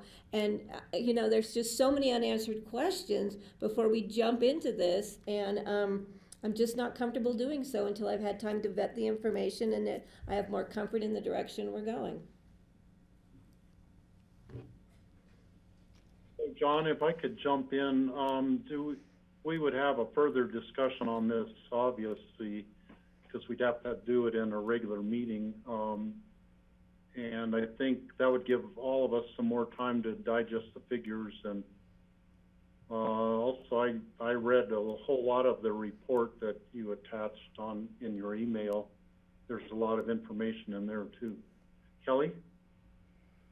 Yeah, Patty, I always appreciate the shrewdness that you bring and just your personal experience of having to lay people off and trying to look through that lens in really harsh economic times. And it's not my job here to change your mind. What I will say, and I probably haven't forwarded enough of our information of our partnerships through CCAT and CCI, but you know, I've been beating the drum about what little state support we've had since the beginning of this response and trying to drum up commitments that haven't come. I do have more confidence in the numbers that John has presented here because the executive order that the governor put out was the result of conversations with joint budget committee member legislators and conversations of our CCI staff and CCAT staff and other partners.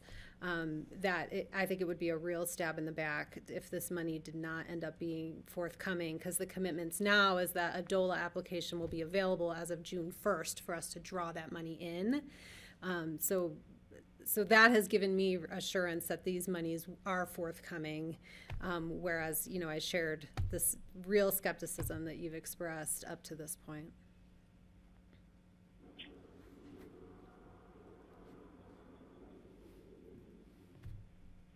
So, John, I think we need to be moving on to further on our agenda.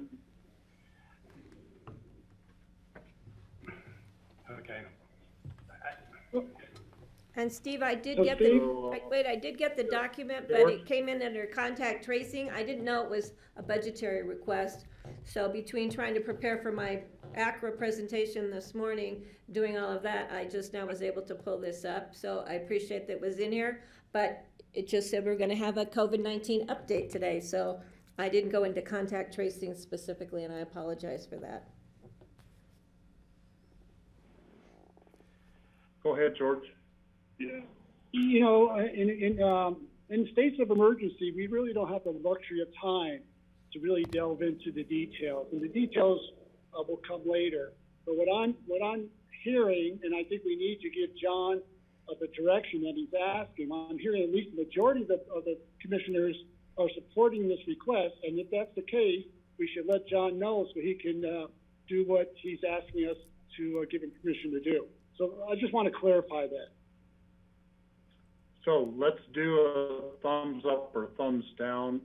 If you're in favor of John moving forward with this proposal, do a thumbs up. You know, I have a difficult time taking a thumbs up, thumb down vote at a work session on an issue as specific and as important as this. Technically, we're voting, and this is not a special meeting that we've called.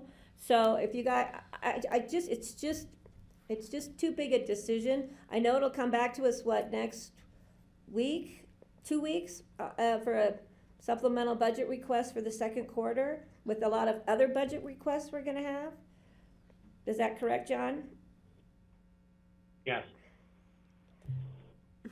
So I would say, Patty, the thumbs up is to give John direction to bring back this proposal, a supplemental budget request at a regular meeting when we don't have an agenda that we have to move on, and we can spend as much time as we need to digging deeper into it. And I think that is what our direction is.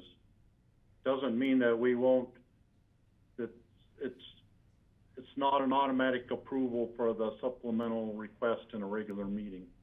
Well, and Steve, I don't have a problem doing that, and I don't have a problem moving it forward. I know George does, because I just saw the look on his face.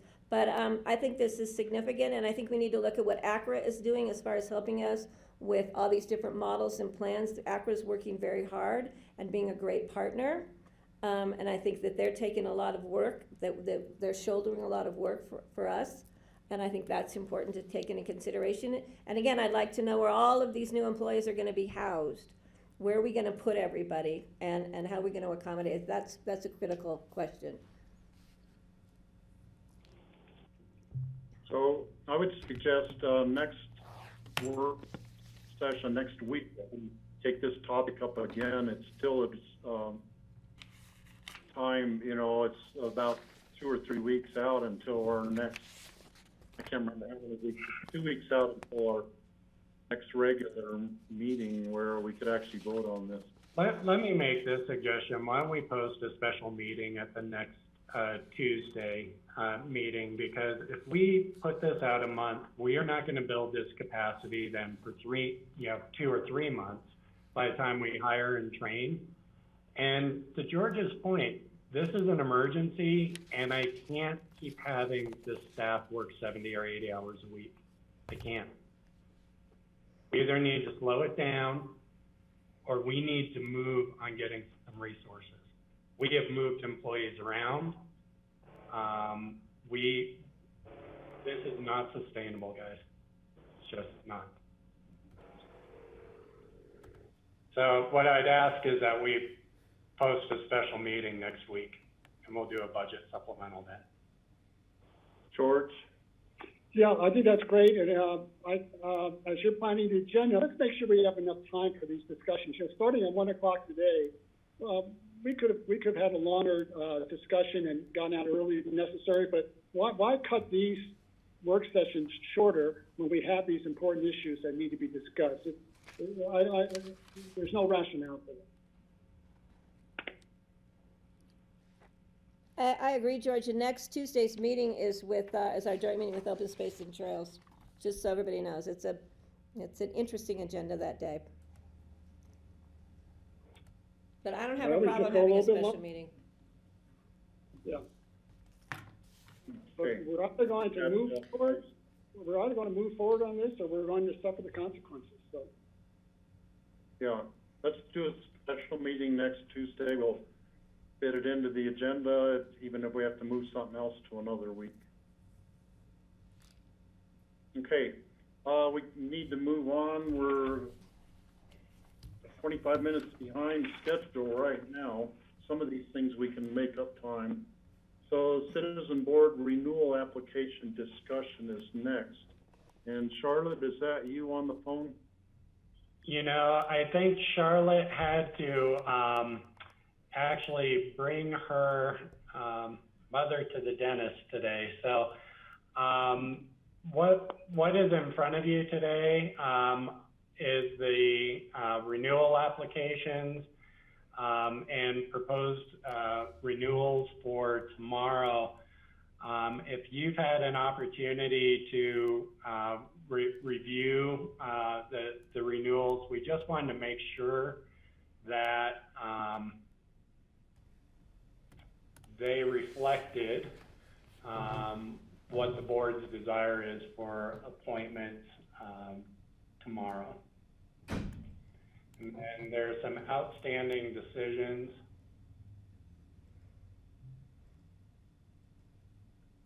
So, John, I do have one addition.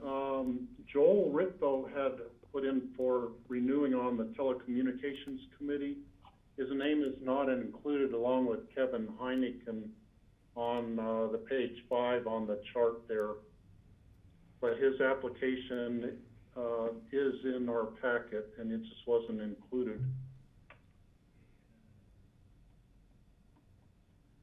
All the rest of them, I would support reappointing all the people who applied. I don't see any red flags at all. There are a lot of suggestions people made on their reapplications, and at some point in the future, I would like to do a work session where we discuss some of the recommendations they made about the various citizens advisory boards, just because I think some of them are good suggestions that we should have spend some time looking at. George? Yeah, I do have one concern with one of the renewals, and that's Kevin Heineken, who's applying to renew on the Telecommunications Board. And the reason I have a concern is in some of his comments saying that he really doesn't see the need for the county to continue to provide TV service. And as you know, Steve, those of us who live in a rural part of the county, not in the municipality, that have services, we rely on county TV to get our news, to get our entertainment, to hear what's going on. And where cable is not available, satellite is not only expensive, but out of 200 stations, there probably only 2 stations are worth viewing. So I think this conversation has come up over the last many, many years. And I think that it's a concern that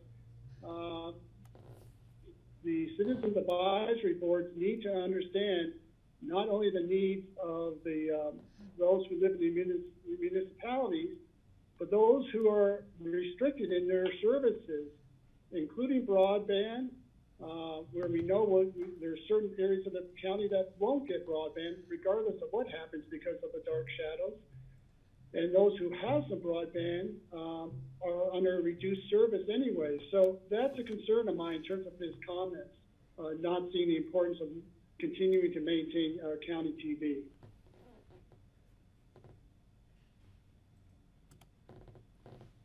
So I did see his comments, and that's one of the comments that I'd like to have future discussion. I agree with you, George.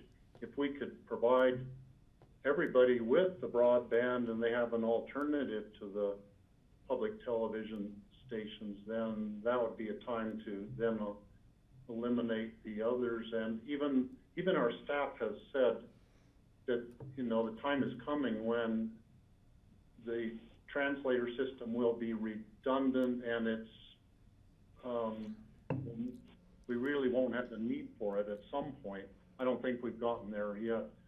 I don't see that as a reason to not renew Kevin though on the board. I would actually appreciate the chance to have a discussion with the telecommunications board about that issue. I just raised that concern. Go ahead, George.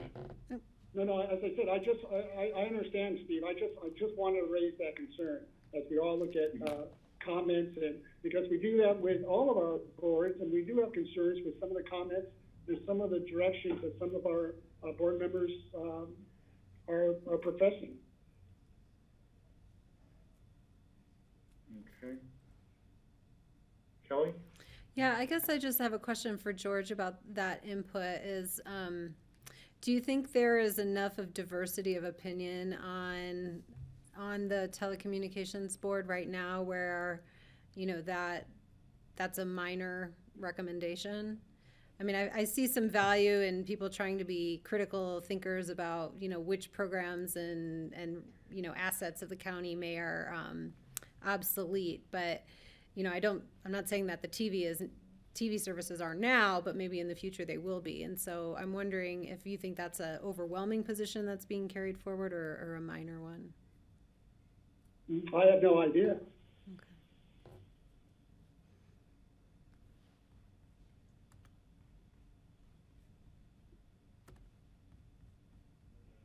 So further board comments? And then, Steve, I just want to make sure that the board saw the Citizen Board Outstanding Decisions and Updates for the Board of Adjustment and Citizen Grant Review Committee, and make sure that we're aligned there. Kelly? Yeah, I just have several sort of particular questions. I noticed that in that update, we have a Board of Appeals and a retirement board replacement, but we don't have any appointments on our listed appointments sheet. So I don't know if those are forthcoming at a different time, if we have to interview new candidates. And then with regards to the Board of Adjustment, do we ordinarily allow part-time residents to serve on our boards?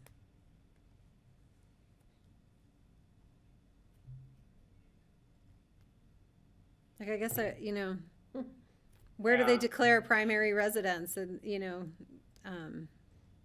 is that significant? Kelly, I actually don't know the answer to that question. Okay. That might affect, my reappointment of I think Rifkin to the Board of Adjustment as an alternate. So if we could discuss that tomorrow, that would be great. And then finally, you know, I think we should appoint Lupita Ortiz, who applied for as the youth rep to the Citizens Grant Application Review Committee.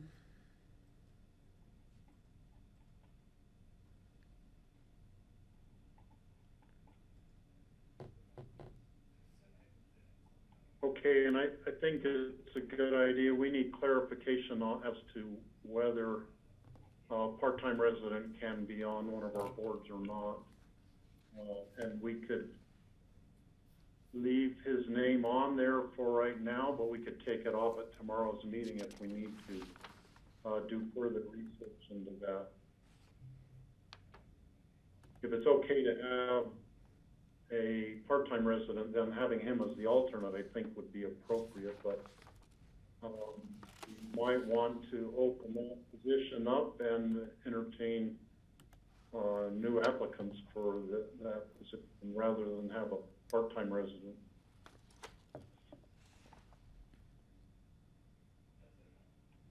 So, any further input from the board?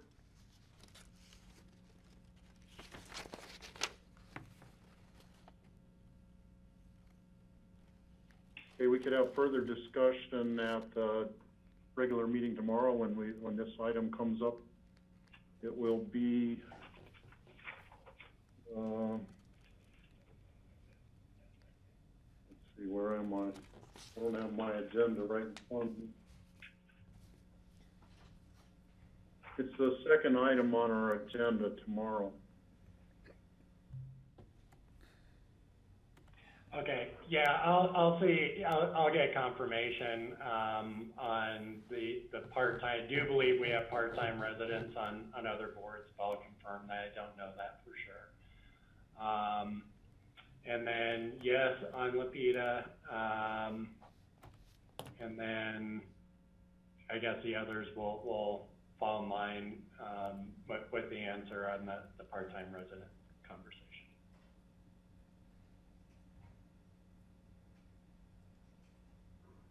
Okay, any more input on that? I think that sounds good to me. Thumbs up from people? Or nods? Okay, moving on, we have future agendas. And we're just 5 minutes behind now, John, so we're in better shape. Well, outside of what we just talked about, I don't have any future agendas for you, so I'll make it easy. Patty, future agendas. Yes, on the second, we just talked about adding a special meeting, and just so you know, the agenda's already pretty full, and there was no lunch break provided from 10 a.m. to the end of the day, so we just may want to think about that, unless we're having it with, I guess we don't get to eat if we're doing virtual meetings anymore. We don't get to take a lunch break. Just wanted to question that.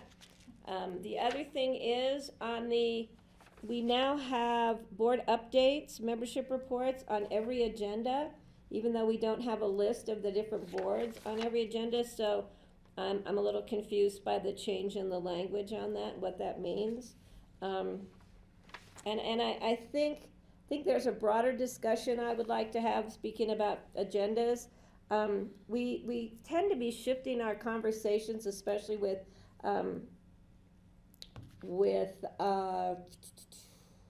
board open discussion. We're kind of vetting issues without any public notice, and I think the public may be a little concerned about not being able to attend these meetings because nothing's listed here. So I'd like to have a discussion with the county attorney on that, just to see what we're doing as far as publicly noticing some of our discussions. I think we need to be careful on that. So I would like to maybe get some time to speak with John Ely, unless the board wants me to speak with him and resolve my issues just on an individual basis. I'm fine doing that.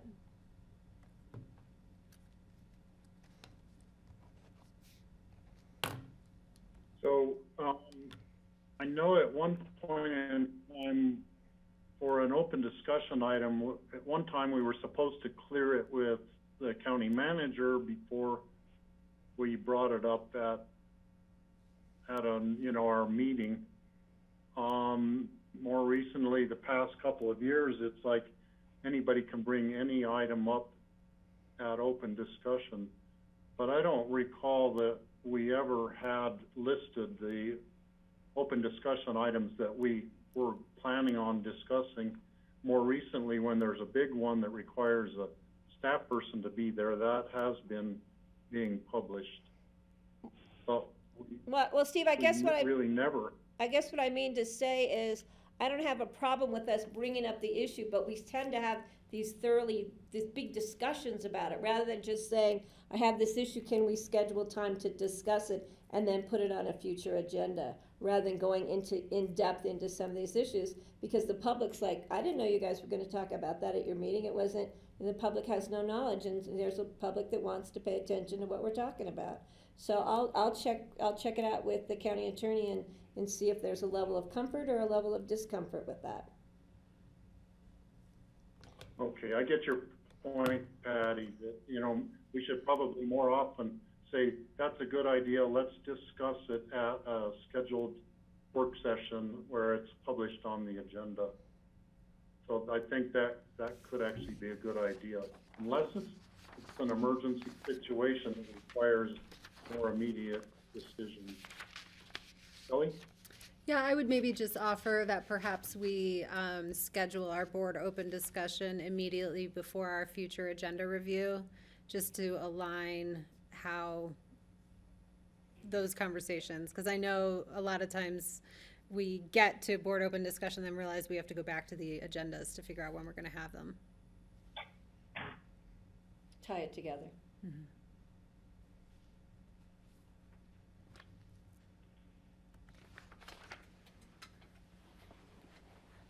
Okay, there's no other future agendas, then board open discussion, and that must be Brian who's on the mysterious phone number on there, 3703. That's right, Steve. I'm here to discuss maroon bells, if you want to do that now. Yes, go ahead, Brian. Great. So this has been kind of a moving target over the last couple of weeks as we coordinate with our partners, RAPTA, ACRA, the Forest Service, H2O, a private entity that provides reservation services, and the Aspen Skiing Company. So what I would like to do with the board now is just give an update on dates of opening Maroon Creek Road and how that reservation service is going to be unveiled with direction from the board today. As I said, it's been a moving target, and we've come up with kind of a hybrid plan based on the RAPTA board's input on bus service. So currently, the team is looking at opening Maroon Creek Road on June 8th.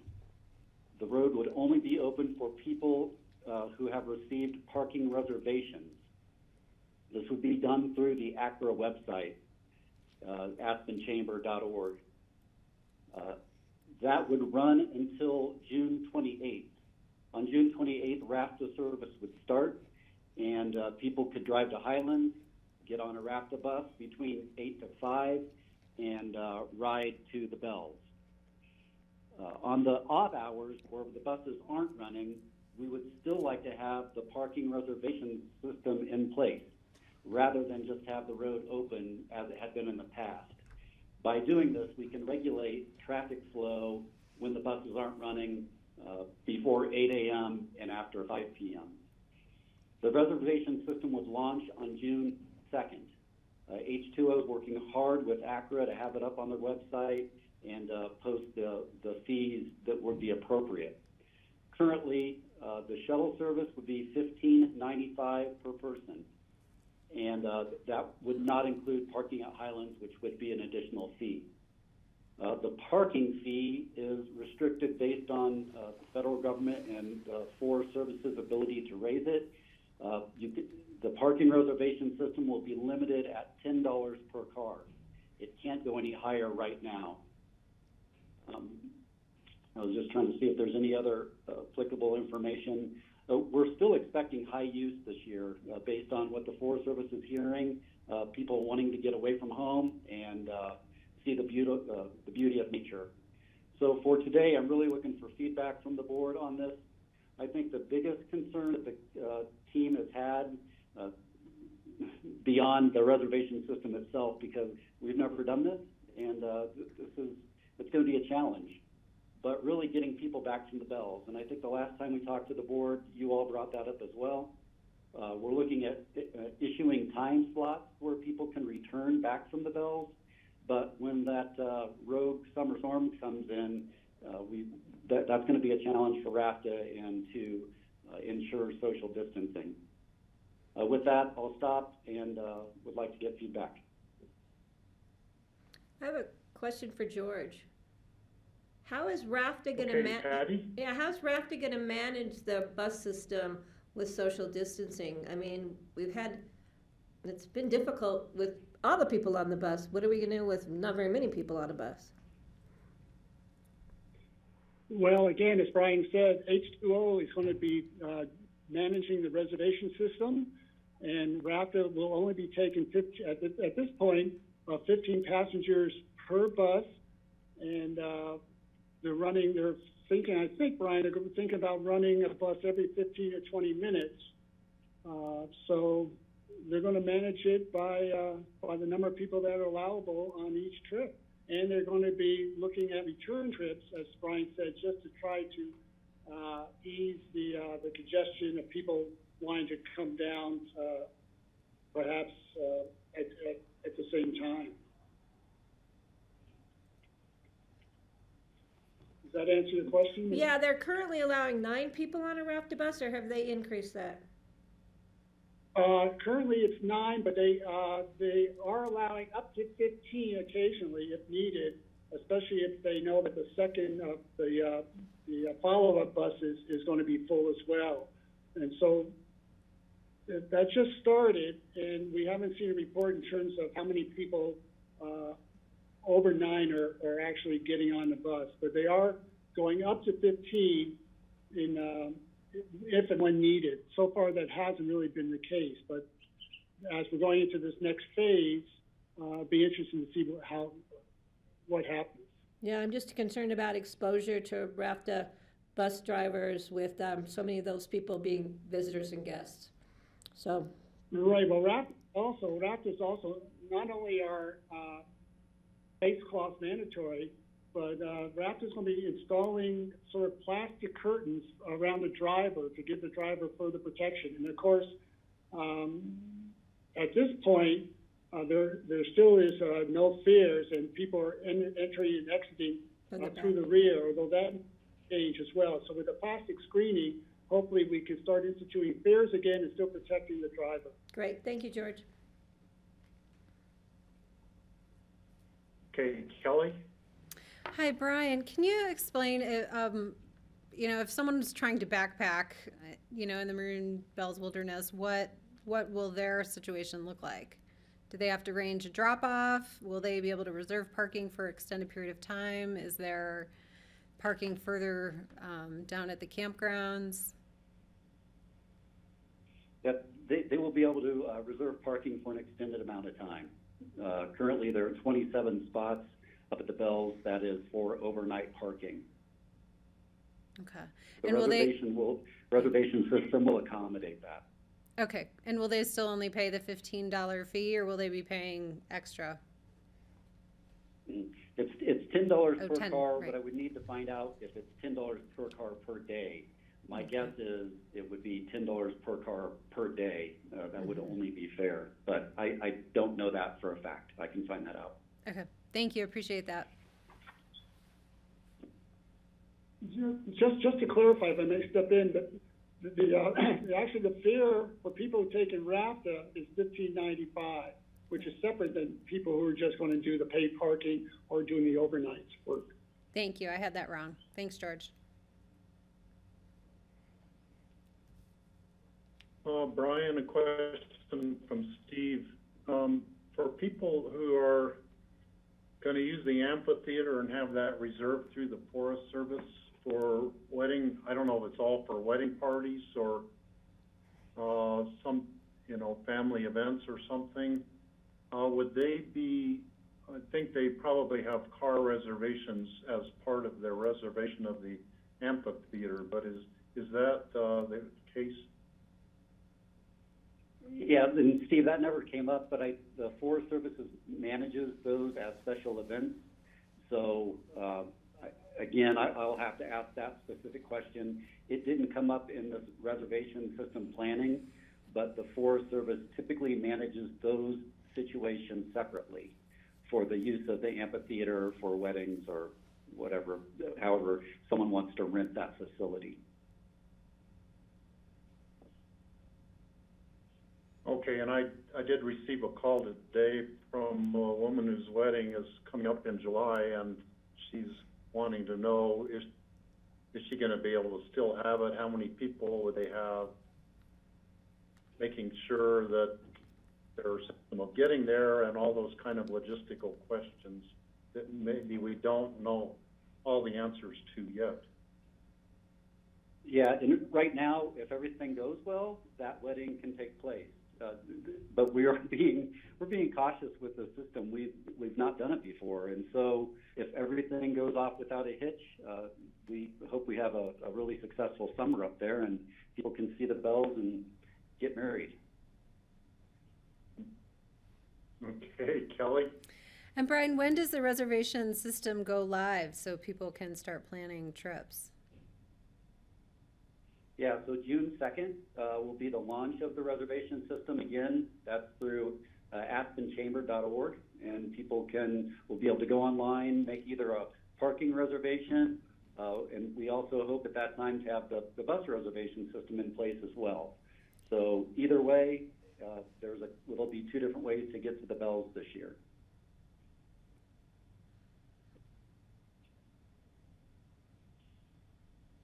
George? So Brian, I'm assuming we're also communicating, or ACRA will be communicating to all the lodges, not only in Aspen, but Snowmass, and perhaps all the way down the valley, even on the Front Range, to let people know that there is a reservation system in place, similar to what the Forest Service did a couple of years ago when they instituted a reservation permit for Conundrum, correct? It was really a statewide, beyond a statewide marketing promo to alert people to the fact they needed to have a reservation to go to Conundrum. Yeah, and that's right. And with the board direction today, there'll be a press release released today. And certainly ACRA is going to make all those marketing contacts so people are aware of the change this year. This is a dramatic change. And a lot of visitors do come from the Front Range. So I will confirm with the forest that they are going to have the same approach that they did with Conundrum Hot Springs.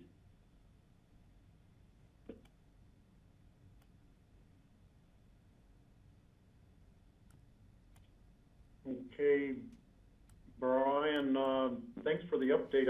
I don't see any more questions coming. Greg has one.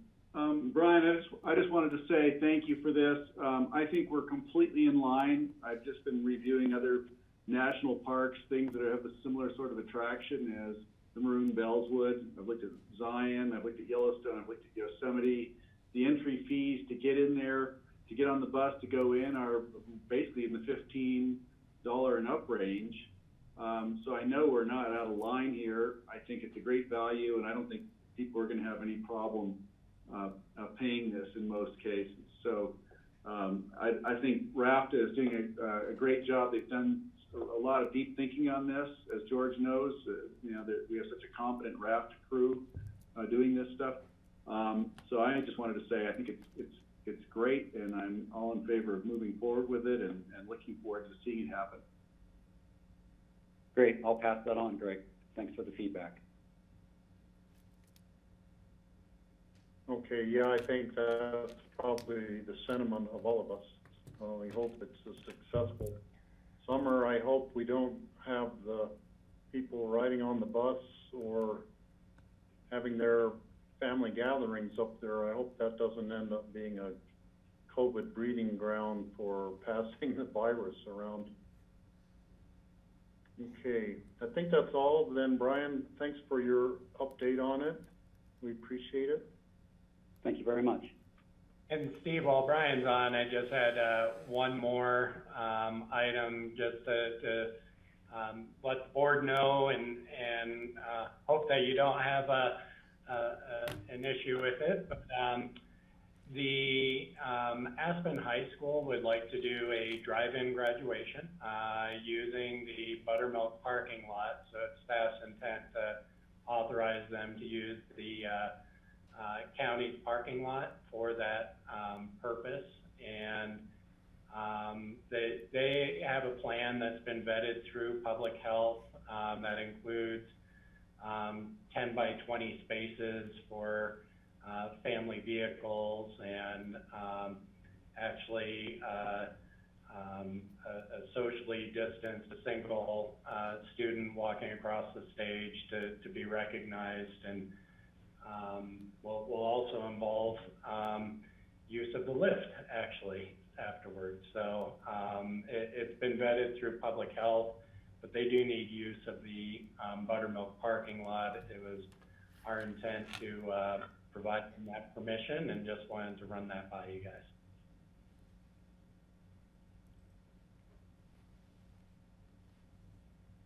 Greg? Great, thanks, John. Thank you for that. I'm looking forward to it. I think it's great. It's going to bring a lot of joy and optimism and a sense of that we're on top of this. And I think we're going to have a safe graduation. And I'm really enthusiastic that the ski company stepped up and that it all seems to be coming into place. These sort of things are really important to the community. I think it may be a new tradition going forward. Steve, can I, real quick? Yeah, Patty. Yeah, I think it's great that they're doing something for the graduates, and I'm fine with the use of the Buttermilk parking lot. And actually, I don't see how we can say no to this. After all, Mr. Peacock, your daughter's going to be one of those seniors graduating and going on to art school, and we're excited for her. You. Should we plan to line the hill there and with our horns and cymbals for everybody? Socially distanced. Well, congratulations to you and your daughter. Thank you. We're excited. So maybe having a big cowbell like in a World Cup ski race as they're going up the chair, we can be ringing the big bells. We already have a big banner to embarrass her with. So. And instead of letting Dove go, you're going to let praying mantises go. Right. That's all I've got for you guys. So other open discussion items from the board. I have one real quick. Anybody have? Patty? Yeah, did we ever follow up with Gary Tannenbaum and Joe Wells' concerns about the Castle Creek bike path at the music school? I never heard anything back as to Joe's concerns. That we had discussed it at a work session, an open discussion, and he never knew if we ever discussed it further. So I'd just like to have something come back to us maybe tomorrow? Yeah, we can. It was actually discussed at a joint meeting all the way back in June with the Open Space and Trails Board, and that's when the design direction was given. And so it wasn't an open, at least the original discussion, Patty, wasn't an open discussion. I do think there were some subsequent open discussions when it came up. So we can bring that back. Great. Joe is concerned about the caucus never being noticed, that we were discussing it further. So we can just need to follow up with Joe on that one, I think.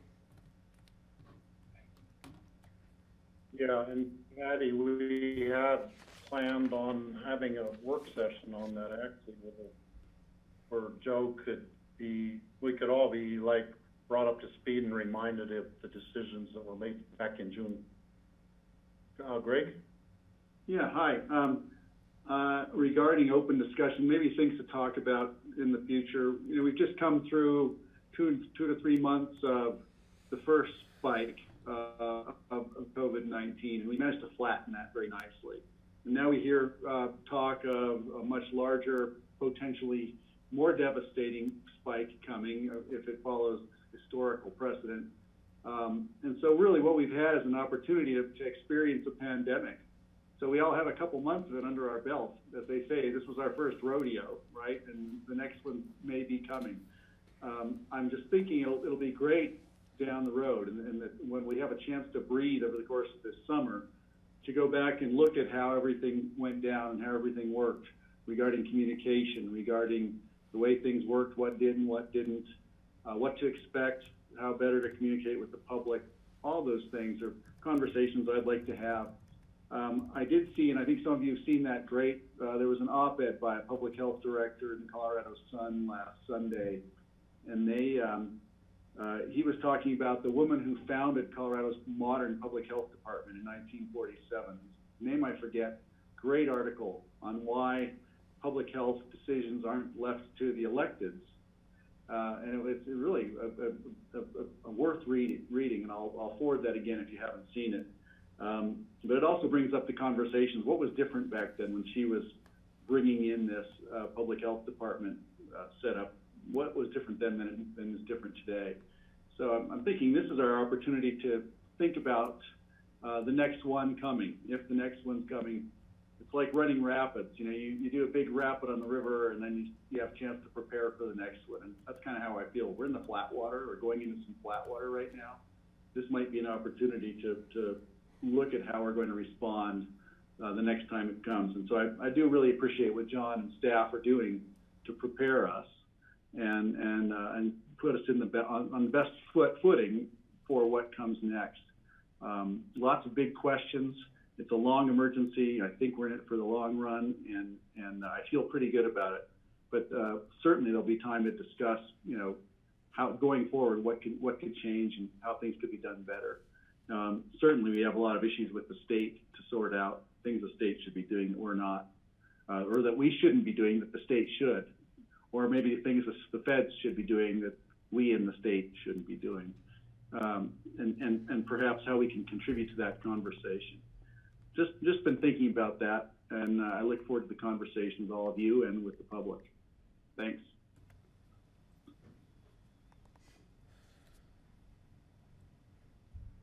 So John, I noticed you are in my neighborhood with your backdrop there. For those of you who have not been to Williams Lake, it's a beautiful lake up the Capitol Creek Road, and that is where John Denver wrote Rocky Mountain High when he was there. So I haven't been up there in several years, but that makes me want to go up there right now. So any further open discussion items? We have a half an hour till we meet with the Healthy Rivers and Streams Board. There is a separate link that was emailed to us for the executive session part of that, which we will, I guess we're going to do that first right at 4 o'clock, and then we'll go back into the public meeting. We'll all have to switch to a different, back to this same Zoom link, I think, that we're on now. Is that correct, John? Yeah, so that was sent out, I believe, by Charlotte for the exec, and then we'll pop back out to this. Okay. George? So if we're taking a break now, Steve, and then when we resume, we're going directly into an exec session, it seems like we should just call the exec session now, because we're going to be going into a different Zoom profile, correct? Good idea. Is that a motion? Yeah, but I don't know what the, I haven't got the I citation. will read the citation. I will entertain a motion to go into executive session and a special meeting, which will be held with the Healthy Rivers and Streams Board for purposes of discussing Crystal River augmentation pursuant to CRS 24-6-4024B. So moved. Is that the only Oh, one? no, Phillips Mobile Home Park, collaboration on water rights and projects no. on open space parcels, project updates. Those items, Is that just the regular other discussion? three items are at the regular discussion. Because it's listed under So just executive the Chris session. So George first, who seconded it? I'll second. Okay, all in favor of going into executive session, say aye. Aye. Aye. Aye. Okay, so Kelly, you can let grassroots know that we are done for now. We'll want them back a little bit after 4 o'clock whenever, I don't know how long our exec session will take. It could be 10 or 15 minutes perhaps, I'm not sure. Okay, I will communicate. So, we're Grassroots, on thank break right you. now. Public, That's we the will be problem. back shortly after 4 for our joint meeting with Healthy Rivers and Street.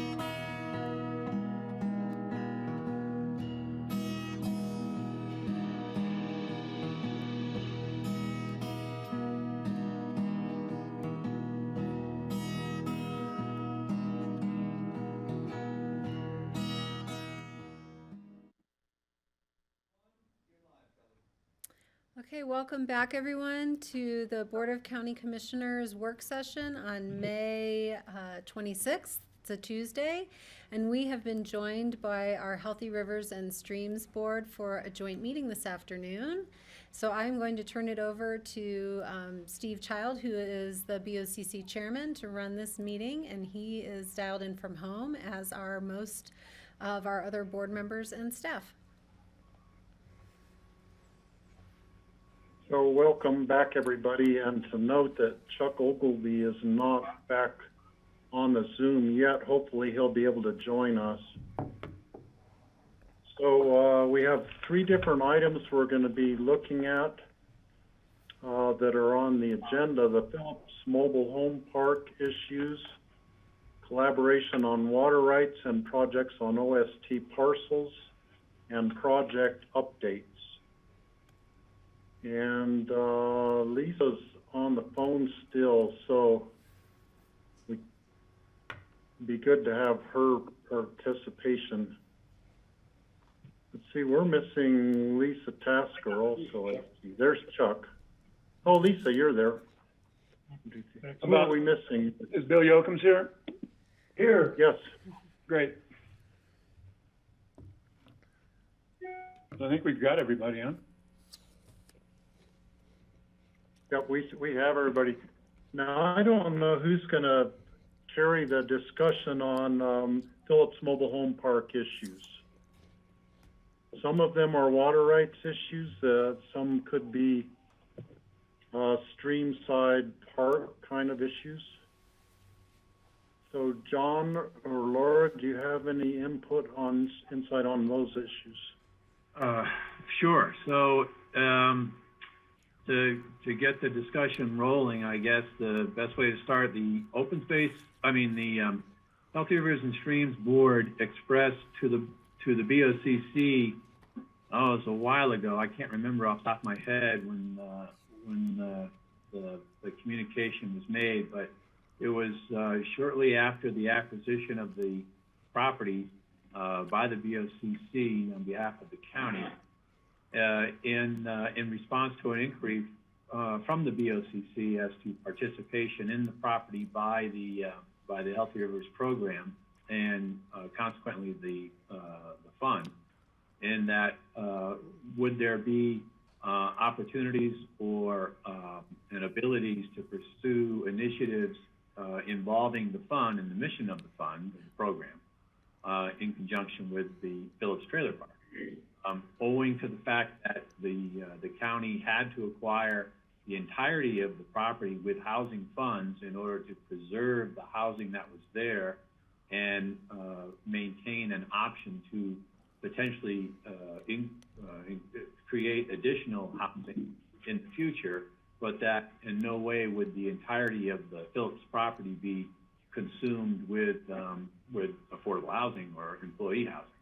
So with that in mind, what other types of options would be available? I know that the River Board communicated to the BOCC that they'd be interested in participating and consequently helping to fund some of the purchase of the Phillips property. And the way that would be affected, of course, is that the River Fund would pay money into the housing fund, and then a portion of the Phillips property would be dedicated to or be utilized by the River program for its purposes, for fund purposes. So the River Board expressed the desire to participate in the property, with the idea being that should housing be removed ultimately or determined to be the best decision to be made for the units, the trailers and the cabins that are located on the west side of the river, between the river and the highway, then that portion of the Phillips property being in the floodplain and not perhaps suitable for housing would be very suitable for a park and recreation amenities associated with the river, both potentially expanding boat launch and recovery facilities on the property, fishermen access, on the bank of the property, handicapped fishermen's access, and perhaps on the more southern end of the property, some habitat restoration and habitat improvement work. And then on the other side of the river, on the east side of the river, that the area of the lower bench presents some opportunities in that it too would be too close to the river for housing development, and perhaps that the best use that could be considered would be a rewilding, I guess is the term these days, such that water would be transferred off of that property through the means of development of an alternative point of diversion, and put the water to other consumptive use than irrigating that low bench right adjacent to the river, and in coming up with an alternative use for that water to be able to improve stream flow and stream health in the Roaring Fork. Consequently, also, that would present the ability to do bank restoration on that east side, which is somewhat degraded, and as well as habitat improvement, and to work on the ditches that divert, not just for the benefit of that particular portion of the property, but the upper diversion structure as well, to improve that diversion structure and methodology there for diversion of the surface water out of the Roaring Fork, to see if we can't, build a better mousetrap to divert water out of the river without causing harm to the fishery, to divert water that is in a most effective and conservation-based method, whatever else might occur to the boards as time goes by. But that the River Board expressed that the property is unique. It has expansive river frontage on both sides of the river, and so there are many things that could be considered.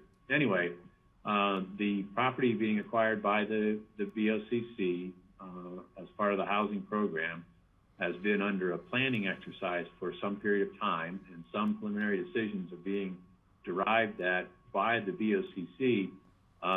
But I believe from the last discussion that I was in with the Healthy Rivers Board that they would like some feedback as to where it's going, how the participation by the River Board would play out, what should the River Board consider as far as planning, given the fact that the River Fund is based totally on sales tax revenues.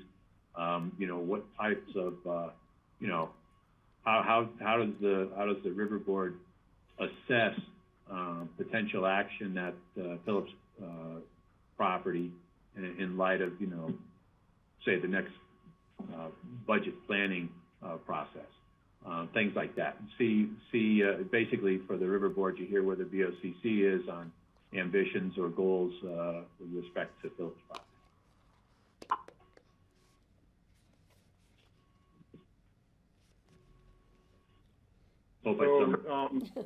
The BOCC has discussed this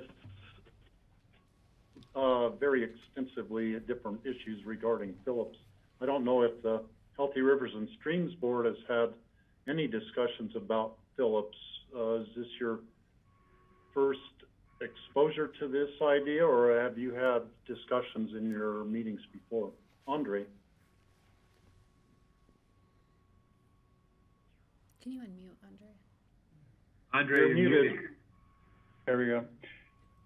Let me chime in on that. We've talked about this for quite a long time, since this was just an idea for the Board of County Commissioners to purchase the property. I think it was about 2 summers ago, we went down and walked the site. The board members at the time, of course, some of our new board members haven't been down there. But so it's definitely been in the front of our minds for several of us. And I think it's a fantastic opportunity. The river corridor right there is awesome. On the east side, or on the west side, you've got mature spruce and cottonwoods and some big trees, really nice riparian zone, and that's where the trailers currently are. And then on the other side, on the east side, there's some bank stabilization issues, but also there's a good place for wetlands that John didn't really emphasize. I think there's quite an area there for habitat, plus the lower bench that was previously irrigated that could be rewilded would be really awesome. So we're really excited about the possibilities for this site. And for the new board members or anybody else, maybe we should do a social distancing field trip sometime this summer to get down there and take a look, because it's really great. On another note, I just floated through there the other day, and as you go down the Roaring Fork River from Lower Woody Creek Bridge, it's not exactly a wild river. There's quite a bit of houses and people living along the way and different human activity, although it's very beautiful and scenic, and it's really a neat place. But that's a pretty good chunk of riverbank on both sides that potentially could kind of hide the human influence and bring it back to a more natural state as far as the river runner's experience as you float through there. And that would also mean in terms of habitat for wildlife. So I think that's really cool, the idea of bringing that river corridor kind of back into a more wild state. So anyway, we're excited about it. Yeah, I got it. Lisa, and Yeah, then Greg. Yeah, just to add on to that, I concur with everything that Andre just said. And I like the idea that, John just brought up, there's some real possibility for some demonstration projects, which I think is another really intriguing aspect to the Phillips Curve property for the Healthy Rivers program. And I just wanted to sort of reiterate that and kind of emphasize that. I think that would be fantastic if we could do that as well, in the same realm of, this rewilding idea, and then also the idea that John brought up of trying to be more efficient in the use of our ditches and sort of use that as a demonstration project for the regular public to show that the county is actually trying to do that as well, but alongside the fact that we're also trying to sell that we're trying to do that to other people, to other diverters, I should say. So anyway, I think there's huge potential. Thanks. Okay, Greg, and then I think we'll go to Bill. I think you had your hand up too. So Greg. Great, thank you. It is really exciting, and it's great to hear the excitement on the part of the Healthy Rivers Board. This piece of property was, by all measures, very expensive when it comes down to housing people, but we felt it had to be done. But I think it would be really great if we could present something to the public to show what an amenity this is to the community, both as a natural, something that can be rewilded, as we say, but then also as an amenity, and that it does provide access, and that the public is, in general, is getting something out of this whole thing. So I think there's an opportunity here, really, to make people feel proud that we were able to do this. As we know, it was such a big lift to have to buy this place, but it had to be done. And so what we can do for the community in terms of restoration and access to the river, I think, is really huge. And I think there's some great opportunities here, and it might take all of us selling it, but it'll be worthwhile.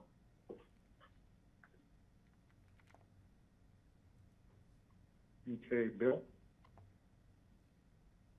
Can you unmute Bill Yogan? Really excited about this prospect. We have been financing so many studies, and to actually have our own project and that would lead to something corporeal, something that we could go out and see and work on, and would be exclusively ours, with, of course, the approval of the county commissioners, would be, I think it would go a long way to really invigorate our board. It would be such an exciting thing that I certainly hope this can come about. Thank you. Kelly? Yeah, I appreciate the input, and this is exactly what I'd hoped for in this meeting. I guess I would ask, from your perspective, which elements that John Ely laid out would you prioritize that we start with? And, what ideas for leveraging other resources do you see?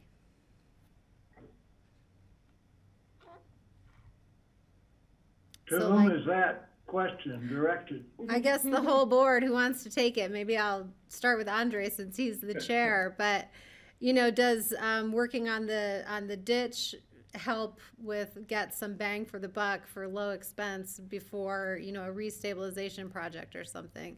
I guess I'm wondering what kind of order we might look at to sequence the ideas that were projected. Yeah, that would be a great thing to start thinking about if we're at that stage. A big part of it is going to be the relocation of the people that live on the west side, and that's probably not going to happen for a while. So that's probably like phase 3. The first couple things, though, I think would certainly be, on the east side, and looking at that and having somebody, a professional, look at what we could do to optimize the riparian habitat in there, and to maybe reconnect to some of the flood storage in the wetland that I mentioned.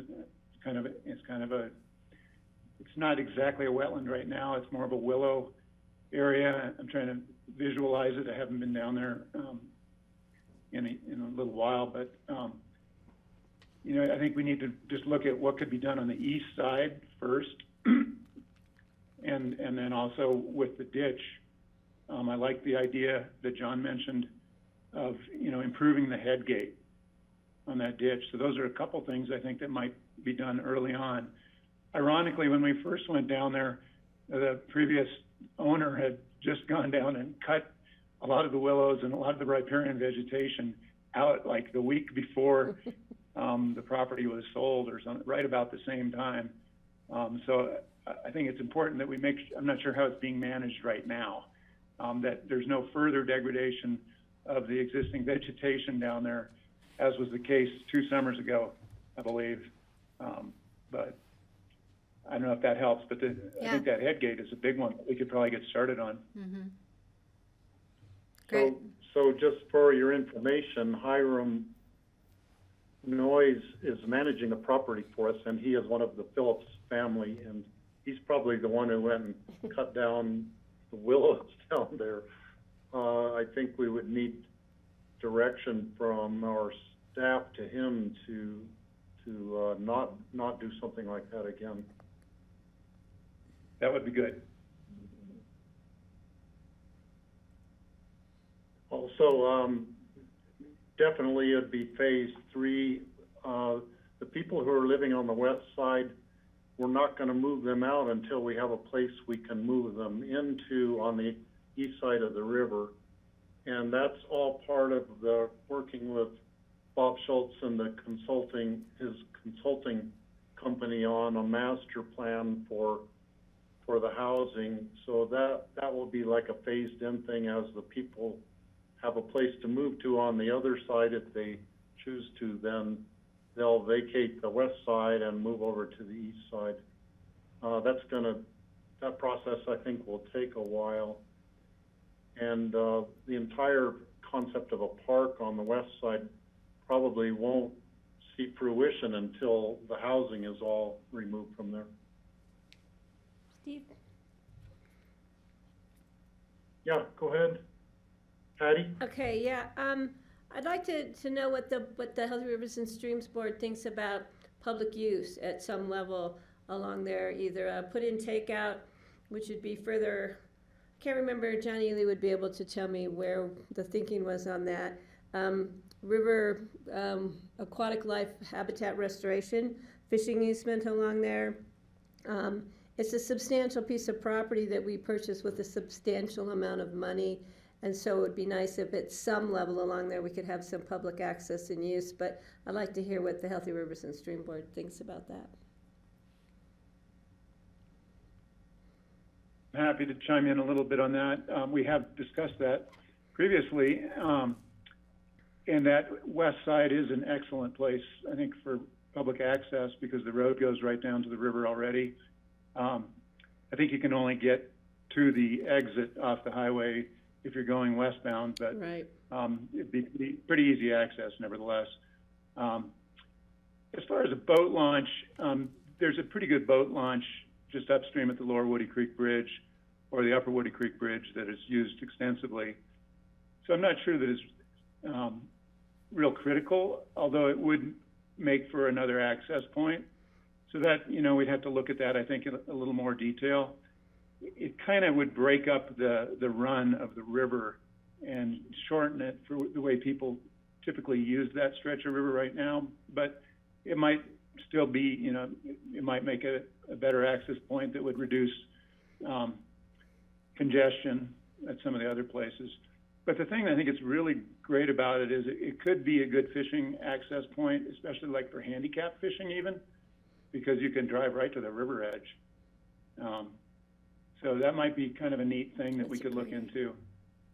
Yeah, that's a great thought. We've talked about that. We've talked about that a little bit. I think that's an Ely idea. I'm not going to take credit for it, or it's probably a lot of people's idea, but I think it's a good one because it is really difficult to get down to good fishing areas, with handicap access, and it's not a great stretch of river right there. The upstream end of it is kind of interesting, where the bedrock is, the river goes right over redstone bedrock, and there's some nice pools, but it still could be, should definitely be explored.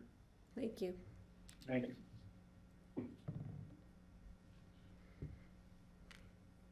One other issue I just popped into my head, and it has to do with the swinging bridge crossing the river.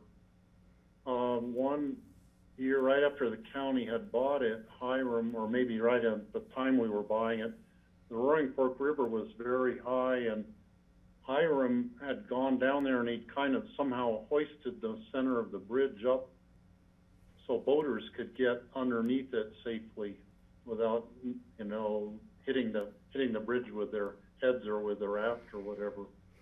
So I think the status of the swinging bridge plays into the use of the river by boatsmen on the river, and but also I think it could be a good amenity to keep the swinging bridge. It probably needs to be somehow rebuilt and maybe made safer, maybe built a little higher off the river so we don't have to do anything when the water's high. And that for sure could be something that the Healthy Rivers Board could participate in. Yeah, I think that's a great idea.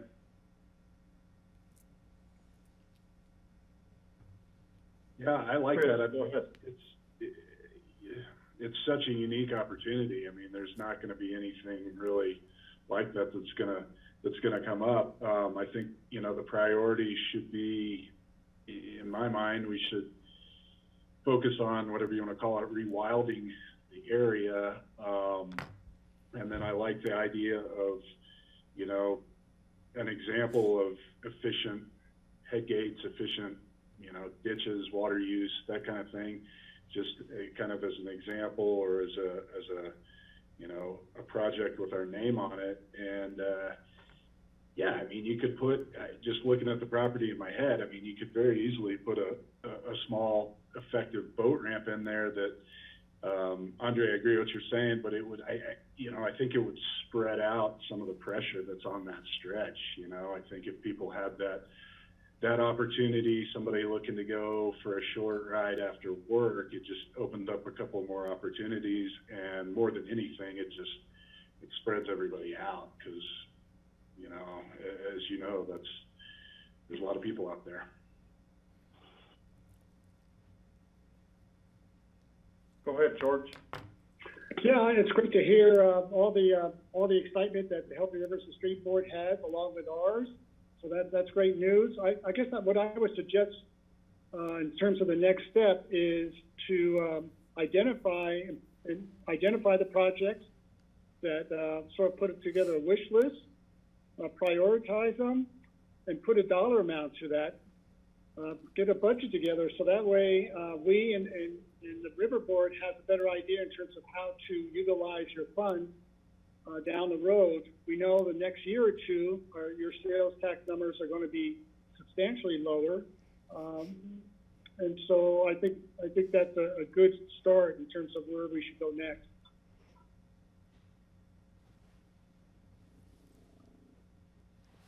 Go ahead, Kelly.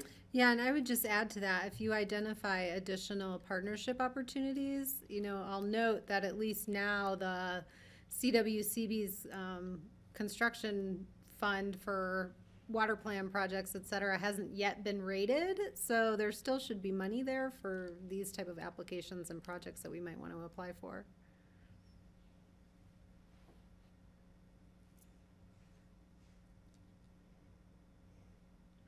Okay, we don't have anything further. We could go on to the next subject, collaboration on water rights and projects on OST parcels. Could you throw me the tissues? Sure. I'm not even using them today. So, we can see OST parcels, projects, North Star might be one.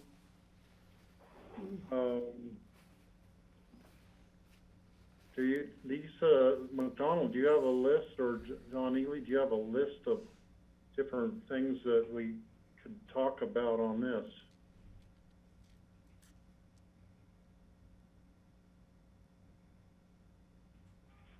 North Star is certainly one. It's a dilemma, mixing the recreational aspects and the preservation that's needed for portions of the property.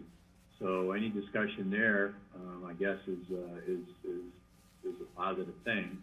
I think that the topic generated from a comment that Kelly had brought up originally, wherein the idea of using water rights that were associated with past open space acquisitions that weren't particularly needed on open space properties could be dedicated to stream flow, I think. So that's a different type of discussion. What else? I can't think of anything else particularly with open space, other than, from time to time there are properties that present, opportunities for both purposes of, both fund bases. Andre? And the property, and Kelly. The property that comes to mind first for me is actually back to the Phillips, where the irrigation there, and I'm not that familiar with the water right there and how much irrigation is going on, but if the primary use of that property is for housing and maybe for some river stuff, how much actual agriculture or irrigated pasture land is going to remain there? And I believe it has some water rights. Could some or all of those water rights be returned to the river? Or what would the implications of that? How could we go about doing that? I think there is some desire to keep, to perhaps have community gardens there for the residents, to have lease some of the ag land out to, on the ag lease program is a possible uses also. We really haven't looked at that very extensively at this point. Steve, I'll chime in? Kelly? Yeah, I'll just note that she can say. My interest in this topic also stemmed from, I think the first time I met the Healthy Rivers and Stream Board was about a year ago, when I attended one of your meetings where you were having a joint meeting with Open Space for, I think, maybe the first time. And so I wanted to check in on any additional conversations that have been had or ideas that have been percolating about, either how we work better with both of those boards, or maybe just have like principles of, project development that we keep in mind when we're looking at open space acquisitions. And, so just kind of a broader based question on that topic of, are we using to best effect all of the assets that we have gained in an open space purchase, including to achieve some Healthy Rivers goals? So I'd be interested if anyone has any thoughts on that. But. Okay, go to Patty next. Well, Kelly, so if anybody wants to answer Kelly's No, it's question okay. first. It's a general question. I was just gonna tag on to the use of the irrigation at Phillips. We do have in the county code an issue, we have to preserve X amount of the historic pasture, so that would have to continue to be irrigated. But there are significant water rights that we might be able to divert back into the river. Okay, Greg? Regarding Kelly's question, I think that the answer for me would be certainly it'd be great to have Healthy Rivers opining on everything to do with water regarding an open space acquisition, and certainly they can play a large role. Additionally, Healthy Rivers is a group of citizens who, are not tainted, in that you all, seem to have a really strong interest in protecting our healthy rivers and streams. Like, you guys are, there's no gray area here. You guys are the advocates for doing the right thing. And I would really like to see Healthy Rivers weigh in on some of these issues where we have problems. And when someone brought up North Star, it reminded me of someone emailed or called me last week to say that they were just watching people walking all over the riparian areas up at North Star, disrespecting the closures, just being on the west side of the river, not where they should be, doing the wrong things at North Star, from the social distancing to just the disrespect of the actual nature preserve aspect of the place. And it occurred to me that, Healthy Rivers could certainly weigh in on what it means to protect and take care of it. What do citizens need to do to be responsible in the care for a nature preserve in the riparian zones and the life that are in there? So I think there's an opportunity for you all to become a little bit more public. And I know that the BOCC are doing videos with Pat Bingham regarding our response to COVID, just because the electeds felt that we need to be, more front and center regarding the response. So people can attach a face to the name of the response team.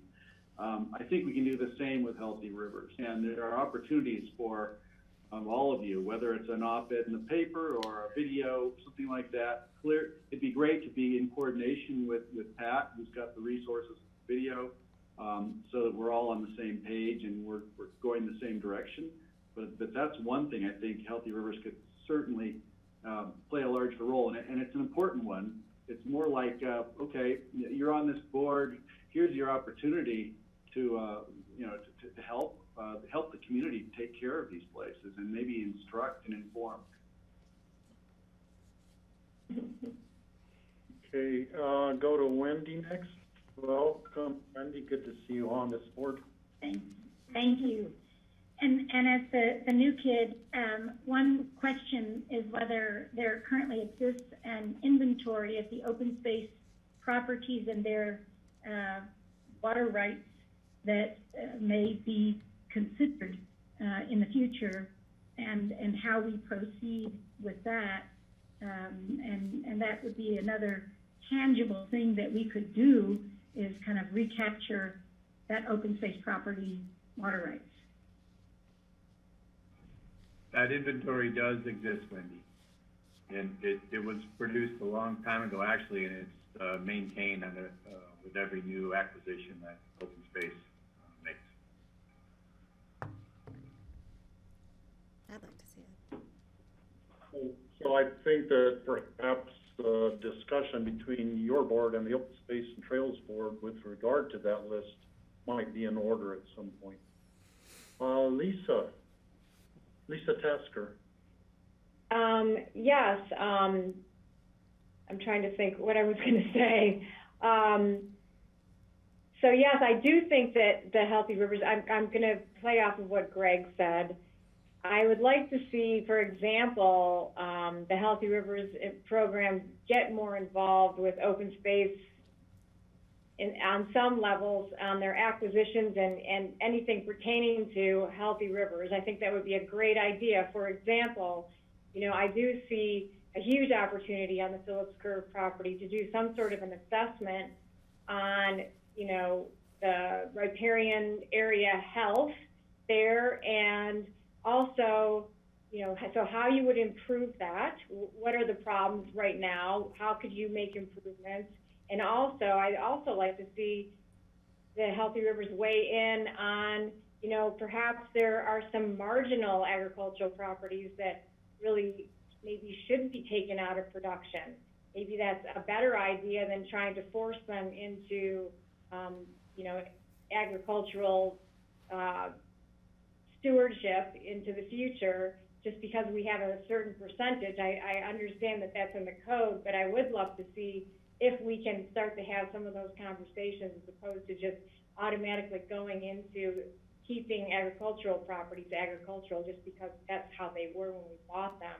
I mean, I think the Phillips Curve property is a perfect example of, you know, there's some little fields that were cleared right by the river that certainly don't really make any sense. So, I mean, and that's low-hanging fruit. But yeah, so I'd like to climb on board with that with Greg. I would love to see that happen in the future with more conversations.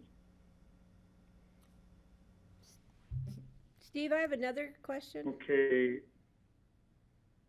Patty? Yeah, you know, Lazy Glen, I don't know if the Healthy Rivers and Streams has been down and looked at the Lazy Glen property along the river there. There was some bank restoration issues, and there was some great habitat restoration projects, I thought. And I haven't heard about Lazy Glen since we put that beautiful bridge across the river down there, which is pretty awesome. But I don't know if we followed up on that. Lisa McDonald, maybe you know, or I'm seeing Andre shaking his head. So, because that's another good spot we could get open space and trails and Healthy Rivers and Streams and the BOCC in on it. So that low field where the bike path runs through the middle of it now, that used to be a hay field when Johnny Hoagland owned that land. And it's been there, there are willows and cottonwoods and things growing up in there now, and I think it's in the management plan to let that go back into just riparian vegetation. George? Yeah, thanks. So what I would suggest is that the chair, Andre, or whoever the current chair is at Healthy Rivers and Stream, have a sort of an ongoing dialogue with the chair of the Open Space and Trails, so your board has a better idea in terms of what projects OST is looking at and how you may play into it. But I think the way to do that is to have that communications between the two chairs on an ongoing basis.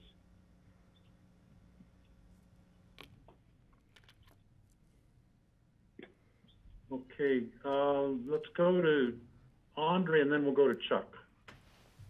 George, I totally agree with you. We try to maintain regular attendance at open space meetings, particularly if their agenda has anything that is anything to do with rivers. So that's an ongoing thing. Obviously, it's been hampered more recently, but as far as the Lazy Glen property, that's great. And I think we met with them a couple of years ago and talked about leaving that lower field just to go back natural, which is going to be great. It's a great bench along the river that is going to, we don't have to pay anybody to go revegetate it and rehabilitate it. Nature's doing its thing down there right now. And it's a great spot. And with the bridge going through there, it's accessible to the public. So I love it. And Greg, I liked your idea North Star is a little bit touchy because it is open spaces, you know, purview, and they've got their whole new management plan, and they're doing a lot on North Star, and I think they're doing great work there as far as with the new management plan, modifying that and trying to tweak some of the things that hadn't been working. Yes, it's got way too many people out there, and it's sad to hear that people are abusing, you know, what the rules are for use. But I like the idea of putting together some PSAs and videos, and I do agree that that's something that our board could definitely get involved in and get behind. But I think we need to do it with open space, because there's kind of a little bit of stepping on each other's toes issues that we've always danced around. So, you know, I'm not going to lie, they're a big board, they're well-funded, they don't really need us, is kind of, I think, one of the perceptions. And we feel like they have a lot of river-related issues that we would like to get involved in, but sometimes it's delicate. But we need to keep working on it, I totally agree. And there's definitely some great places where we have a good mission that we can both work on together. So I like the idea of the PSAs to kind of help, just another voice to get people to do the right thing on North Star. I was out there yesterday, and it was a constant flow. There were thousands of people floating down the river probably yesterday, and yesterday was a cold day. It was cold. And my understanding is that all weekend, I mean, it's been busy out there, and I can't blame them because it's awesome out there. But anyway. Right. Well, thanks, Andre. I certainly you'd need to work with open space, and yes, they're baby, but I think you could lend your voices to helping. You know, you have the same goal of protecting the resource, and certainly it has to be aligned with the BOCC directives. You know, at the end of the day, as an advisory board, we have to, you know, make sure we're all on the same page. But just having the additional faces and the additional voices would really be useful, because as you just said, we're seeing a lot of use. This seems to be the social distancing, stand-up paddleboarding, you know, mecca now. So, thanks. Okay, let's go to Chuck and then to Kelly.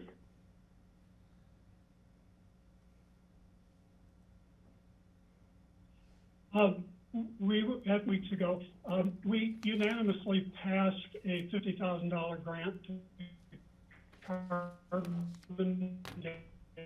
to do the stream restoration project at RVR. We had hoped that the status of the Weaver Ditch improvement would be elevated to a higher priority. We felt it was essential that for our board and our mission that we set a good example on the Crystal for improving these ditches, making them all remotely gaugeable, and I don't know if that's the proper word, but the telemetry and everything to monitor them closely.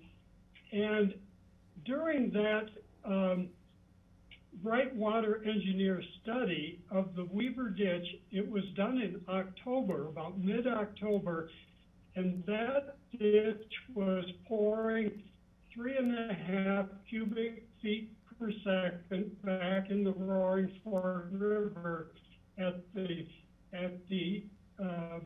end of the ditch right by the sewer plant.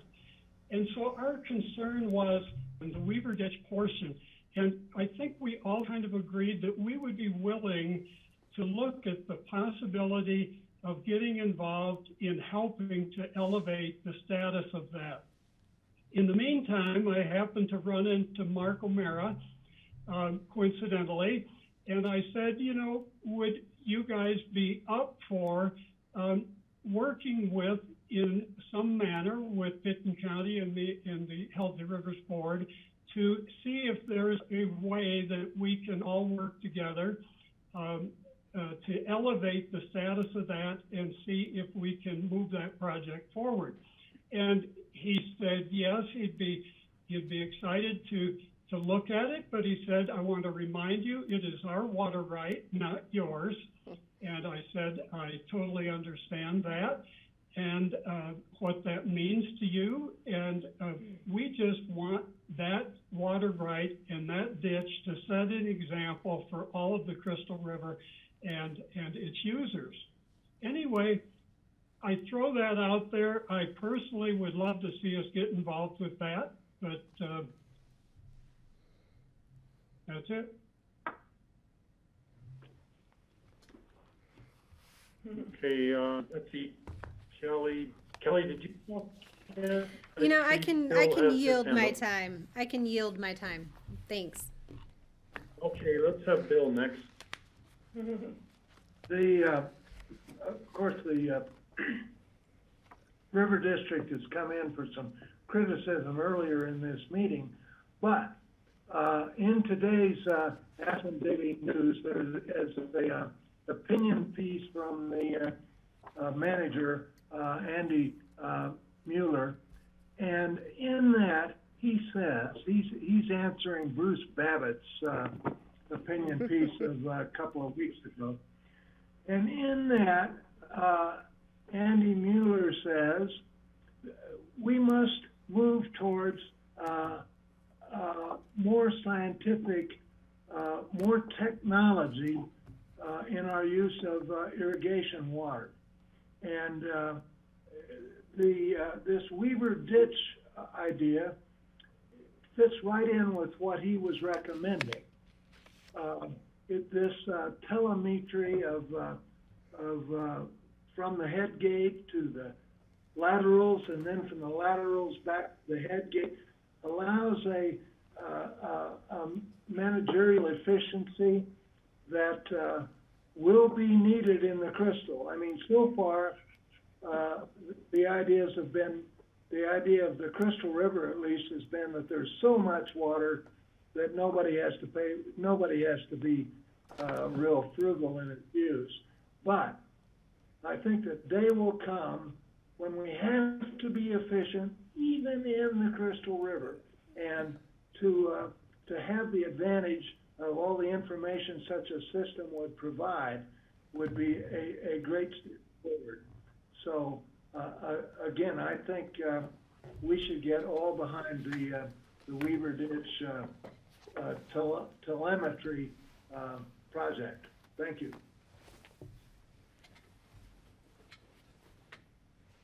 Okay, thanks, Bill. Kelly, let's go back to you. Do you still have something you need to say right now? No, thanks. I think it's kind of a good segue to go into talking about the project updates, because some of the things we've been talking about are sort of current projects or things that you're trying to turn into projects. So Lisa McDonald, do you have updates that you want to talk about? You bet, Steve. Thanks. I wanted to mention we are collaborating, a little bit with Open Space on the Penny Hot Springs. Chuck Ogilvie is our representative out there for their draft management plan, and Andre is the alternate. Kate was originally on that group, and with the changeover with the board, Chuck has volunteered to sit on that stakeholder group. Lindsay and Liza also did come to us a couple months ago, I think in February, before the COVID hit, and sought comments from the River Board on the draft North Star management plan. And they occasionally come in and give us some updates. They come to our River Board meeting and update us on some of the other projects. Our office also, I try to keep in touch a little bit with Rye on some of the, maybe some upcoming things that we might be able to collaborate on with Open Space. I have two updates for you on the Whitewater Park, and we have finished the modifications to the waves out there. We were shut down for a month with the COVID, and so the contractor has been back in finishing re-veg work, and they are demobilizing today, I believe. We will be doing some re-veg work over at Fisherman's Park where we had stored all the large boulders for the project. We had it sprayed with Eco-Right, Jim Lewis, who sprays weeds for the county, came out and did all the weed spraying. So we've got about 2 weeks before we can seed and hydromulch out there on the bank at the park, Fisherman's Park, and I think we might do some off of the Emma Road side. So we've gotten some great feedback on the waves so far. We've had a lot of people in, so I don't know if Andre's been through the waves yet or not, but we've had some positive attitude or positive reports on the waves today. As far as Robinson Ditch goes, as you know, we've gotten 3 grants from the Colorado Water Plan and the Fishing is Fun with CPW. Our engineers are in the process of submitting a letter, let me see what it's called, letter of map revision to FEMA. That is something that Eagle County requested that we do because the property is in Eagle County or the area. So that's in the process, and we're also sending the design plans to the U.S. Army Corps of Engineers. We have also sent information to CDOT because CDOT owns a section of the property there that we would like to stage the construction equipment out there. So those are the 3 things that we are working on with Robinson, so that's rolling along pretty nicely. So those are my 2 updates on the big projects that the River Board has, unless the board has something else or has questions. Steve, I have a question. Patty? Yeah, Lisa, will the construction at Robinson, I'm not sure, I know there's some river activities along there, it's pretty sketchy for some boaters and stuff to go through there, but is there going to be any disruption of the use of that? For how long, or do we know, or? I don't think it will be because it will happen when the river is low, and I don't think it's floatable at that time. Perfect. Okay, thanks. And we also have, the board also, just as a side note, Chuck was talking about the Town of Carbondale grant that they recommended at their April meeting, and so we have 4 grant applications that are coming to the BOCC on June 19th. We just shored up that date with everybody and with Charlotte, so you will see 4 applications coming in. I think that's all I have. I have one more question for Lisa. The 3 mile. Go ahead. Yeah, the 3 mile park there, you know, where 3 Mile comes into the Roaring Fork. Do you know when they're going to kick that back in again? I know they did some work last year. It's coming along. I mean, it's definitely an improvement. But, you know, are they going to kick back in? I emailed Trent because they are required to give us an update. They're coming to the River Board meeting in June, although I think it sounded like Glenwood might be cutting back on some projects, and I don't know if that is going to be put on hold for a little bit. So we'll find out in June on that, and I can let you know. Okay, let me know, please. Thanks. Yeah.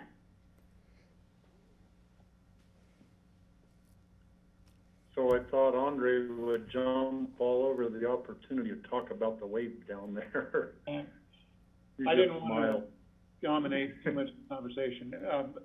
No, it looks really great. I haven't actually gotten in and checked it out. But it looks like the improvements, the intended improvements, are going to work really well. Mainly that there would be a sneak route for boats during high water on either side of both features, the upper wave and the lower wave. And at a reasonably, right now the water level through there, I was down there when it was around 600 CFS, 600 to 700, which is still, I would say, a medium flow, but and those, you didn't need to sneak the wave feature, but you could see where if it came up a little bit more, like another foot or so, you could easily go on the river right side, which will make it really easy because that's kind of where the natural current is going to take people. So if you came upon it in a surprise, you wouldn't have to be totally prepared and planned to make the left side sneak.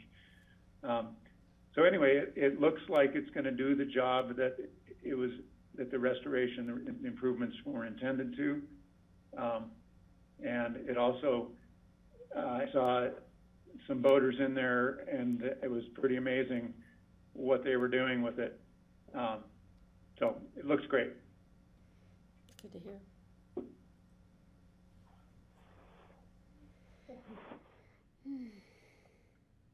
Okay, I think talking about current projects, if anyone ever comes up with ideas for future projects, which a couple of them were alluded to, you did talk about the RVR bank restoration, Chuck, and I'm not really familiar with that so much. Could you expound on that a little bit? That was the BRB. We at our grant meeting, which you will see here on the 19th, we received a grant to push along the planning and restoration project at that RVR piece, which is a beautiful stretch of wetland river that is the proponents are pushing to make it more public, make it a very essential part of Carbondale's river riparian areas at its finest. And so we approved the grant, and that will get that restoration going. And a part of that is the improvement not only of the bank and so on of the river and the wetland itself, but also an interpretive kind of panel and setting that is at the end, what would be the north end of where you access the river, and an in-channel, more stable diversion of the Weaver Ditch, which would make it more stable, make it need less maintenance, and so on. And that would all be part of the restoration project. And then ultimately the improvement of the ditch itself and the head gate and the telemetry that goes with it. So I can't remember the exact distance, but it's quite a lengthy piece. It goes all the way from just below the fish hatchery down to basically that first bridge at RVR. It's really a lovely stretch of river. Okay, thank you. Okay, board members, we're getting near the end of our time. Maybe we have talked out everything people want to talk out today. Is there anything else anyone wants to bring up? Andre, and then Bill. Go ahead, Chuck. Did you have something else to add? I just wanted to throw out one thing, which is certainly a future thing to take a look at. I don't know if all of the sewer plants that operate on the Roaring Fork River and the Crystal, up and down, all the way to Glenwood, from Aspen and Marble, all the way down to Glenwood Springs, if those sewer plants have been upgraded to remove phosphates and nitrates out of the river. And I would suspect that maybe Aspen has, but I talked with Ken Newbecker today, and he wasn't aware of any that have gotten so sophisticated. I checked also with Vail to see if their new upgrades on their plants are including those improvements.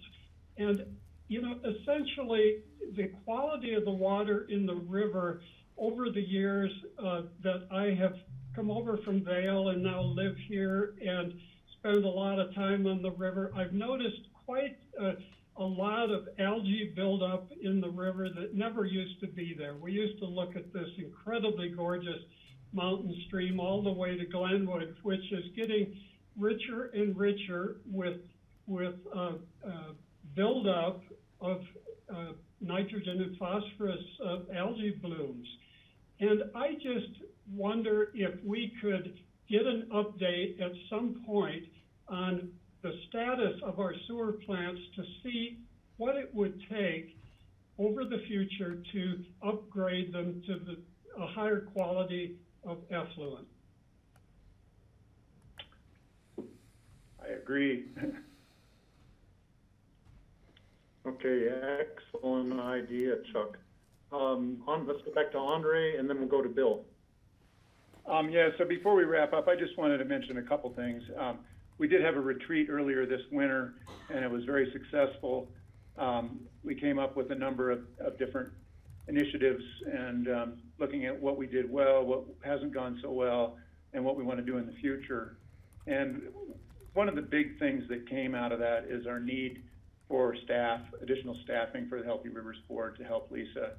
And so that's something that we are going to definitely be, trying to push through in the near future here for the next budget cycle. And I hope you guys are aware of that need. And it's something that we really feel that we're limited in what we can accomplish with having just the one staff person to get all of the work done. I think Lisa's done an outstanding job, and it's just too much for her to focus on alone. So that is coming down the pike. And hopefully, if there's any more information regarding staffing that you guys would like to talk about, we're all ears. The other point I wanted to make is that we realize that our board, we aren't very visible in the public, or we don't feel that we're visible enough to the extent that we should be. And so we've really been working on a communications plan.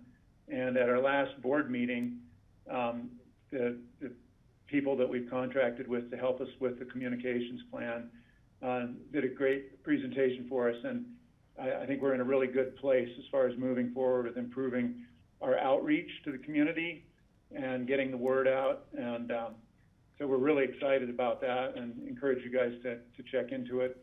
Our website's going to be, it is updated to some degree, and it's going to continue to be so. So you can find out more details about your Healthy Rivers Board. But we're looking for some great things in the future. That's all. Thanks, Andre, and go to Bill Yocums. Well, first I'd like to endorse what Andre just had to say about our need for staff. Lisa is overworked, can't get around to everything that needs to be done. And I point out that Open Space and Trails outnumbers us on staff 22 to 1. So when you mention collaboration with Open Space and Trails, they just swamp us with their staff, and it's very hard for us to approach them on anything approaching an equal footing. Secondly, the number one issue presented to the voters, the number one objective was to maintain and improve water quality and quantity. It was suggested to us at some point by one of our observers that we should recite that at every meeting, just as school children recite the Pledge of Allegiance. But let's never forget water quality and quantity, improve it and maintain it.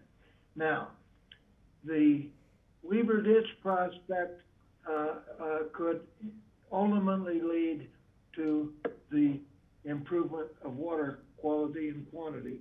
And the Phillips Curve project could similarly do that. And so that's what I have to say. Thank you. Okay, Lisa Tasker. Yeah, so just climbing on board real quick with both Bill and Andre. I would like to say that we've had conversations for years now amongst board members to talk about that there is still I mean, granted, we've accomplished a lot, and Pickens County's attorneys are incredibly impressive. I mean, the latest issue of the Crystal is just amazing what Laura and Don have come up with. It's incredible to me, and really exciting. But I do think that this program still has amazing potential, and it's going to, I really feel like, only going to be really realized if we can get somebody else on board, and in addition to Lisa McDonald eventually. And I know that's a tough, it's a tough sell, especially after the COVID-19, but eventually the economy's got to come around. And I just hope that we can still keep having that conversation and get to that. And then the other thing was, I just wanted to mention, I think we have a whole lot of exciting things on board, and we do keep bringing up the Weaver Ditch again. And I was the only nay vote on the application, the grant application that Chuck Ogilvie was just referring to on the Crystal River, because I was a little disconcerted by unfortunately, how the Roaring Fork Conservancy was a little bit sloppy with the money that we gave them for the Weaver Ditch. What was it, about a year and a half ago, Lisa McDonald? Okay. Yeah, and I felt like they were actually just a little bit sloppy in coming to us and asking for this latest grant, which was to do more studying, and they didn't have additional funding to add on to what they asked us for. So we actually asked them to come in and talk to us again, the entire group. And they did do that, and they did make some clarifications, which I was really excited about. And I'm just hoping that they become just a little bit more professional for us moving forward. I think, it is a little bit, I think it happens that the Roaring Fork Conservancy, for example, they're an amazing group. They're a strong watershed, advocates. But I'm hoping that they kind of got a little bit of the message that they really do need to keep their ducks in a row when they come in front of us. Because we have given them an incredible amount of money. So I just was trying to get them to up their game a little bit. So anyway, so when you do see there was a nay vote, that was fine. And I think we accomplished what we wanted to accomplish in our second meeting, but still, it still is being studied, and it's not even being implemented yet. But yes, I also would like to climb on board with the Weaver Ditch idea and the Healthy Rivers Board getting more in touch with the town of Carbondale and moving some of those ideas forward, because it was obvious to us that was not really happening in this latest application connected to that riparian area and park improvement for the town of Carbondale. So I'm looking forward to hopefully, talking to the town of Carbondale and moving the Weaver Ditch ideas forward. Thanks. Okay, we've reached the end of our time. Last very brief thoughts or comments from BOCC members?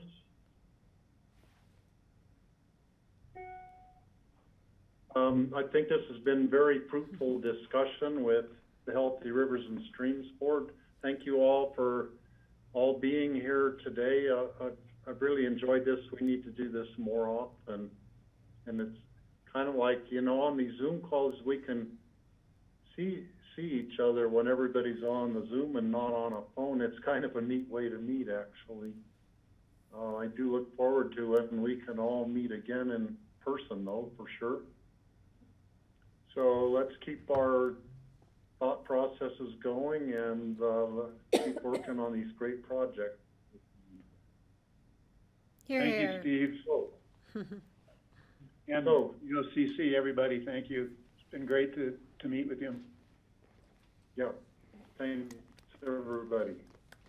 So, grassroots, this is the end of this meeting for today. Our work session is now officially over. Thank you, everybody. Thanks, Grassroots. Thank you. Thank you.